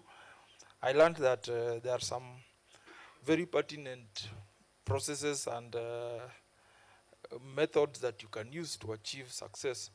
And one of them was, I've seen all through, the issue of engagement of communities, which really enhances ownership and empowerment. And I think Korogocho slum upgrading, sorry, I was the one who was in charge of the slum upgrading for Korogocho under housing and urban development. And the community having been involved from the word go really went a long way in ensuring that they understood the program, owned it, and even sometimes you didn't need to be there in person to make sure things moved on. So I think that is somewhere we should all learn, draw lessons from. There's also the importance of collaboration with line ministries and other departments, though this really comes with some challenges in that you may be the lead agency, but you find other departments and ministries that you may need their support may not really share in your vision. So sometimes it leads to the dragging of the projects, and what has just been mentioned, where a project that was supposed to take 10 years takes 15 because you really have to depend on these others for your success. And sometimes they also have their own goals that are different from yours. Also, lastly, what helped us in our success, I think we were able to realize most, if not all, of our objectives within the period that was given. And one of the reasons was we never had changes in staffing. Like the staff who began the project in 2008 are the ones who proceeded right to the end. So this really helped in terms of tracking activities, even reporting. Like for myself, I think I was appointed the project manager in 2008. I was 28 years old then, or thereabout. And you see, I've aged in that program to where I am today. And we should encourage, and the bosses who are here should really encourage their staff not to be transferred arbitrarily. I think it really affected some of the other ministries, if they can confirm so. Thank you so much. Thank you very much. Thank you. I think there is a big point around community engagement from design and even feedback. Does the community know about this feedback? Or this feedback will end at KUCC? Water and sanitation, if there is someone? Yes. It's a different comment, if not a question. I'm Elias Matanji from Tangaza. Maybe just a concern or a comment that I would expect from Professor Vig. It relates to climate change. So I don't know what's your position relating to the current USA president about Paris climate change. You mentioned about climate issues, Italy and its collaboration of Africa. So what's your position with the take of the current USA president pulling out of Paris climate change? Okay. Yeah, I'll allow you to answer as the last, you will have the last word, just keep thinking. That's a big one. Anybody from water and sanitation? Council of Governors? Directorate of Children's Services? My eyes are running to and fro. And I don't know why I think I know you. I hope I'm right. Are you a cheer? Yeah, I know you. You are Achia Prof. Achia's brother. Yes. Yes. Thank you. On behalf of the Director of Children's Services, this is a great opportunity. We were just listening and learning. On the matters of the Professor Giovanna's presentation, I hope that's the right name. I'd like to say that I found it very intriguing that you're speaking to what our experience is on the ground. And one challenge we have is how to inform budgeting on our programs. So I think this presentation is very timely, and it will help us, as we said, we are going to ask for the report and to help us to drive a strong case on how to have funding that is consistent. And we have a department called strategic interventions. When you hear about disasters, when you hear about the dam that overflowed, so how do we want to work with such disasters? So that is something that we are really focusing on. And I thank you so much for the presentation. Yeah. Thank you very much. Give him a hand. I think the question remains, how much do we want to invest in our children, and how do we respond to their disasters, or when they are faced with disaster? Our children remain vulnerable. Actually, yes. One more. Now I have a problem. I only have 3 minutes. Can I give you a minute each? A minute each? Okay. I think I'm not able to go through.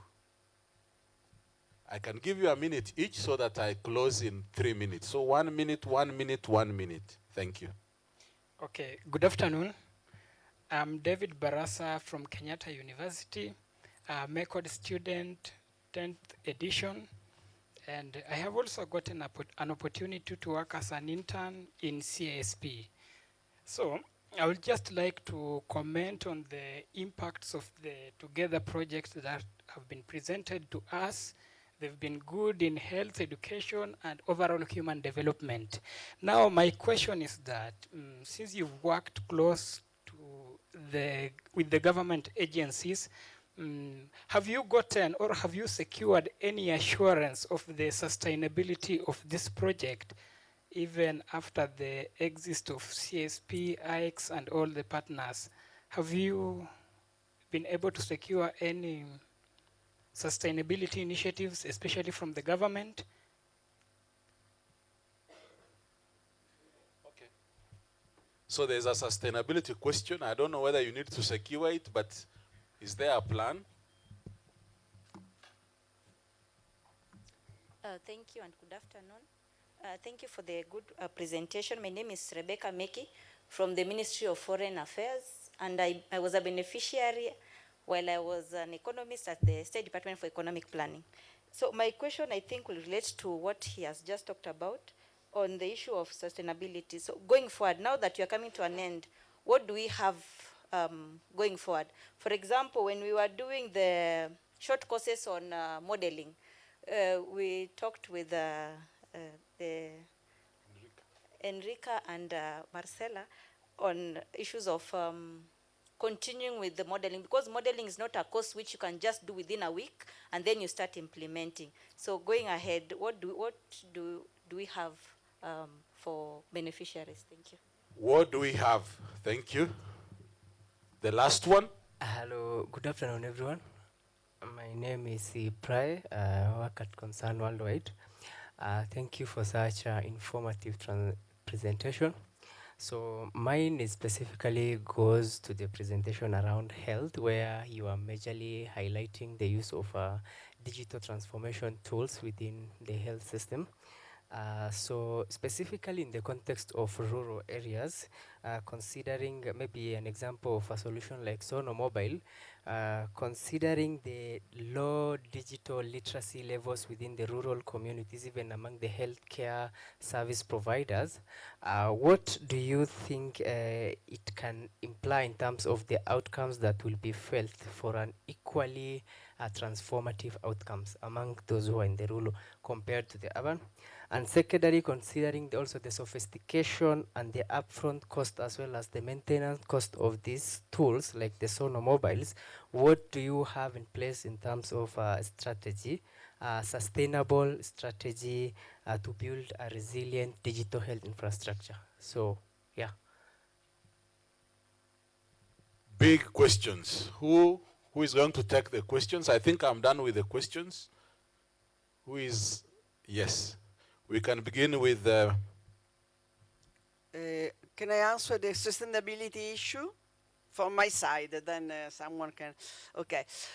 For what concerns the sustainability issue about the project Together, Okay, first of all, the partnership and the collaboration between the Italian side, let's say, the Kenyatta University, started exactly with the preoccupation in mind of the sustainability. That's why the program has been designed together with the Kenyatta University, and the program is not something that is in place because the Italian university or CISP, but it's a program that is in place because it's a Kenyatta University program. So it means that also, in a way, without our contribution, the program might go on. Okay. Then, of course, the international component has bring an added value. Okay, so bring the added value that might be the international cooperation, the internships, etc., other things.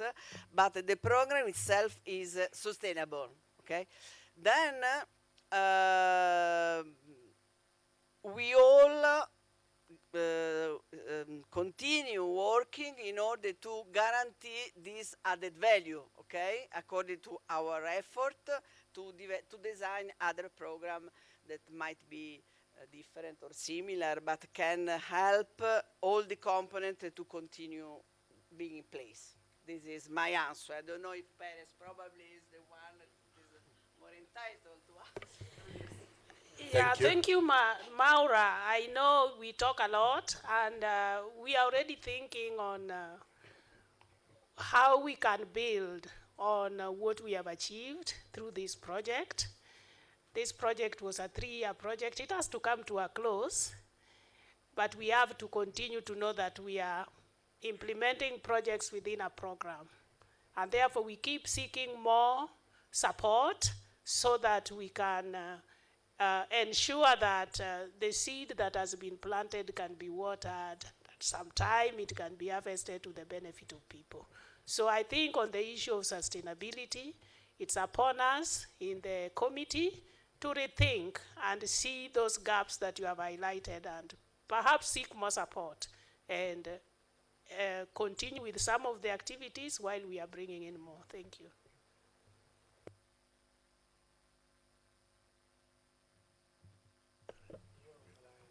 Okay, you can go ahead. Yeah, yeah. Yes. Okay. Yeah. Thank you for the question on the health component of the project, and I think you touched two of the main important points of the project, so thank you very much for stressing them. The first thing about the digital transformation tool and how this tool can be implemented in places with low digitalization, such as rural community. It's a very important issue, actually, and the project who had like a rural component was the 80 project, Awareness, Tradition, Innovation, and was exactly aimed to address this issue, because it was like the implementation of this technology, expensive technology, by leveraging on gatekeepers, so trying to bridge the gap between traditional healers and traditional medicine in rural community and new technology, stressing how they can be integrated between each other and how to keep some of the aspects of traditional medicine that are important for making acceptable this implementation of new technology, while stressing, starting from the gatekeepers, the value added of this technology. So it was an attempt, effective, according to the findings, of integrating these two aspects, and this is a way forward. So it's a very important point to stress. Regarding the sustainability of the project, of course, that's another important issue, because many of these, coming again to the issue of recurrent expenses, there are, for example, cartridge or other components that need replacement, of course. And so to keep the technology working, continuous funding is necessary. And that's one of the challenges that emerge. So of course, the answer that those are projects that were thought to be sustainable in the long run, it's part of the answer. And it's very important, but it was also stressed how insisting on effective project even in the future, but also trying to involving as much as possible the government in funding recurring expenses is an inescapable component of the success of these projects, and so that's an issue to raise as important in the future, and it emerged the importance of this issue. So you touched an important point, but of course I can give you a definitive answer about that, because this is a thing that we need to invest energy in the future. Thank you very much, Doctor. I think good research and a good program raises more questions than answers. And I'm glad there are several researchers in the room who can address that question. At this point now, I want to move into the closing remarks and appreciation. And I'd like to invite Dr. Valeria Bonfante, the ICE Nairobi Office Acting Director. Please welcome. Then shortly after, we will have a welcome.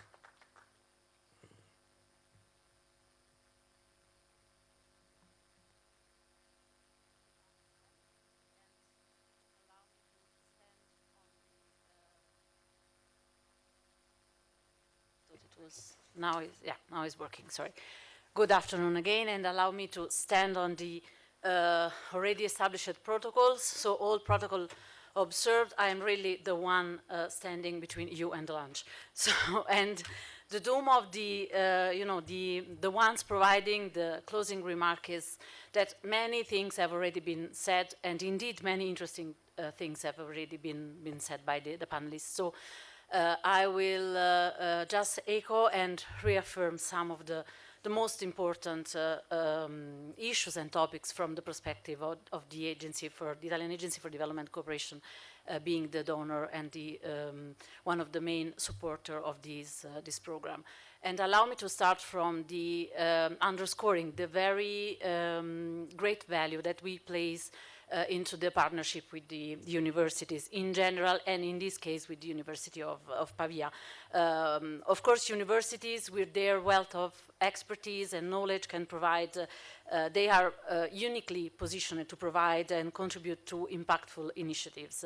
And in this case, through the professionalism, the expertise, the dedication of the Italian professors and researchers, we have been able to implement these projects that has delivered a real impact on the ground and for the communities. The Together project is a bright example of this kind of collaboration, and of course, great part of the merit goes to the counterparts at country level in Kenya, so the Kenyatta University and the other partners involved in the initiative.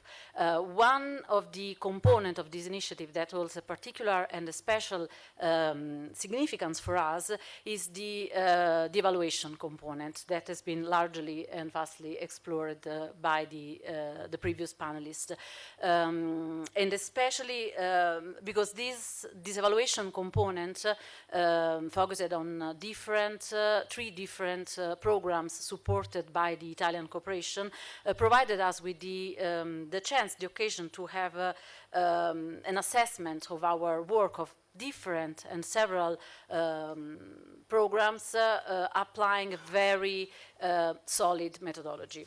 And one of the things that I really want to underscore and to stress is our appreciation for this methodology that has been explained before, and that combines the rigorous scientific method, qualitative methods required by the scientific research with the human development framework based on the Amartya Sen capacity approach. And this mixed method. This blending really mirrors and resonates with the overall strategy of the Italian cooperation, the Italian agency. Community engagement, sustainability, ownership, impact are at the very core of our action, and this project has demonstrated how these principles can also be used as a guide for impactful research beyond project. And one of the most important outcome and findings is that the findings, the outcome of the research can be utilized, can be used to feed further action. And of course, another value added is the collaboration between Italian and Kenyan researchers, which brought different perspectives together, enlarging and enriching the quality and the scope of the work. Among the three evaluation components, one is particularly important for us, and is the evaluation on the KIDIP, the Kenya-Italy Debt for Development Program, which was a very interesting kind of a experimental piloting program. Italy is one of in Kenya, I guess, correct me if I'm wrong, is the only one government who pursued the debt swap in this country. So, of course, assessing and evaluating this program so large, so complex, was not an easy task, and it didn't come without challenges. But the bright side is that through the evaluation component, through the research and the assessment, you have been able to transform the challenges into lessons learned. And we heard about few or many of the lessons learned, and even the audience provided very interesting and crucial feedback on pivotal questions in terms of sustainability, engagement of local communities, engagement of the local authorities, the duration and the amount of program and project supported through this kind of initiative. But one of the most important lessons learned is the importance to embed and to integrate research into programming. Nowadays is very common, very popular, the impact evaluation process. There is a huge emphasis on impact evaluation in development cooperation. And I think I'm stating something very obvious, but very important at the same time, that the results of the Together project provided us with a concrete example of how data information coming from research can be used to feed and nurture further planning and programming in order to take the so-called informed decision, even at policy level. That's why this program is really setting a high standard in terms of innovation and collaboration. And I really want to appreciate the work that all the people involved in the program. I really want to appreciate the work of all the people involved in the program that made possible for us today to be here in this day of celebration and stock taking about the achievement of the program. So my last word is a word of appreciation and gratitude from the donor perspective for all the lessons learned and the positive feedback that you provided us. And of course, we will take it into consideration. We will take stock of it to inform our further initiative in this field, in general, in the field of poverty reduction and engagement with communities to make their life better. Thank you very much. Thank you, Dr. Valeria. It's good when the donors have the last word, but we have one more last word from Professor Enrique. Well, very briefly, because I would like just to express the sense of appreciation and my heartfelt thanks to all those who made this enterprise possible. I think that the very final remarks need to be done by parents. So from my side, I would just to really thank really sincerely all those people that worked so hard for the preparation of the project, for the presentation of the project, for the implementation of the project, for this today event. So please let me just express my heartfelt thanks to Kenyatta University, Tangaza University, if I may also to my university, because as you have seen, there are many people involved. Credit to CISP organization and their staff involved in the various capacities in the project activities. Believe me, and I think that you have had the sense of how much work has been done in these 3 years. So really, thanks to all. Thank you to the KU MECA, the lecturers. It has been lovely to collaborate and to work with you. And a special thanks to David Kirimi, to Paris, to David Kirimi, and now to Rhoda, who lead the program. Thanks also to the members of the people involved in the summer school and in the short courses, Curriculum Development Committee, including the staff of the State Department of Planning. Thank you again. I had the pleasure and the honor to work for one specific summer school, the Summer School on Human Development, and it was so interesting, so fascinating for me to see, I guess there was about 30 people involved in the school for a week, spending really their time, their attention, their energies for the whole week and interacting each other and working together. It was been really, really a wonderful experience for me, and I hope also for them. Finally, thank you also to the facilitators from the KU and Tangaza College that were involved in the summer school and in the scientific committee. Just one final word regarding sustainability, which is what I can just say is that on our side, I would say from the side of the University of Pavia and from CISP, we can put all our effort and energies to prepare to think in terms of sustainability and presenting new projects that can make this experience such a valuable experience sustainable in the future, and also to be able to take advantage of the huge expertise that we have been able to accumulate and the really strong partnership and friendship that we have been able to develop in this during this experience, so to go ahead and to continue in this direction. So thank you so much, really and sincerely from my side. But then I think that Peretz should have the last word as a hosting institution. Yeah. You did so much.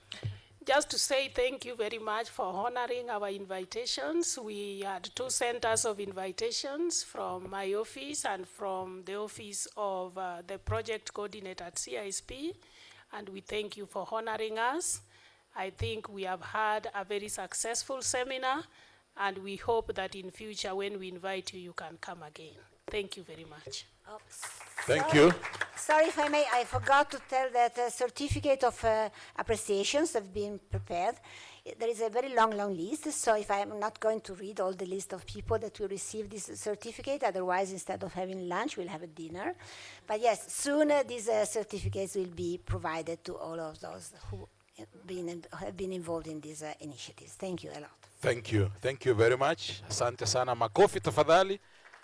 Yeah, Nicholas Mutinda. I had a small message here from Nicholas Mutinda, a researcher under Professor Vagi in the KIDDP project. He says that after the projects were handed over to the community, the ownership has progressed very, very well. So we already see the sustainability happening. We've come to the end of this seminar, and I only have 2 comments, three comments. The first one is, if you have not registered, please find a way of registering at the registration desk so that we capture your attendance. Who knows? Please register. Number 2, we have meal cards by the side outside. You will get your meal cards. Number 3, enjoy your dinner and safe travels. Should there be another opportunity? No, you confused me. You confused me. Enjoy your lunch and safe travels. Thank you very much. The lunch is right here. So once you get out, you pick your meal card, you walk up. There is an entrance to the left. I'm sure you will find some good lunch. If you are lost, please talk to me. Thank you very much, and God bless.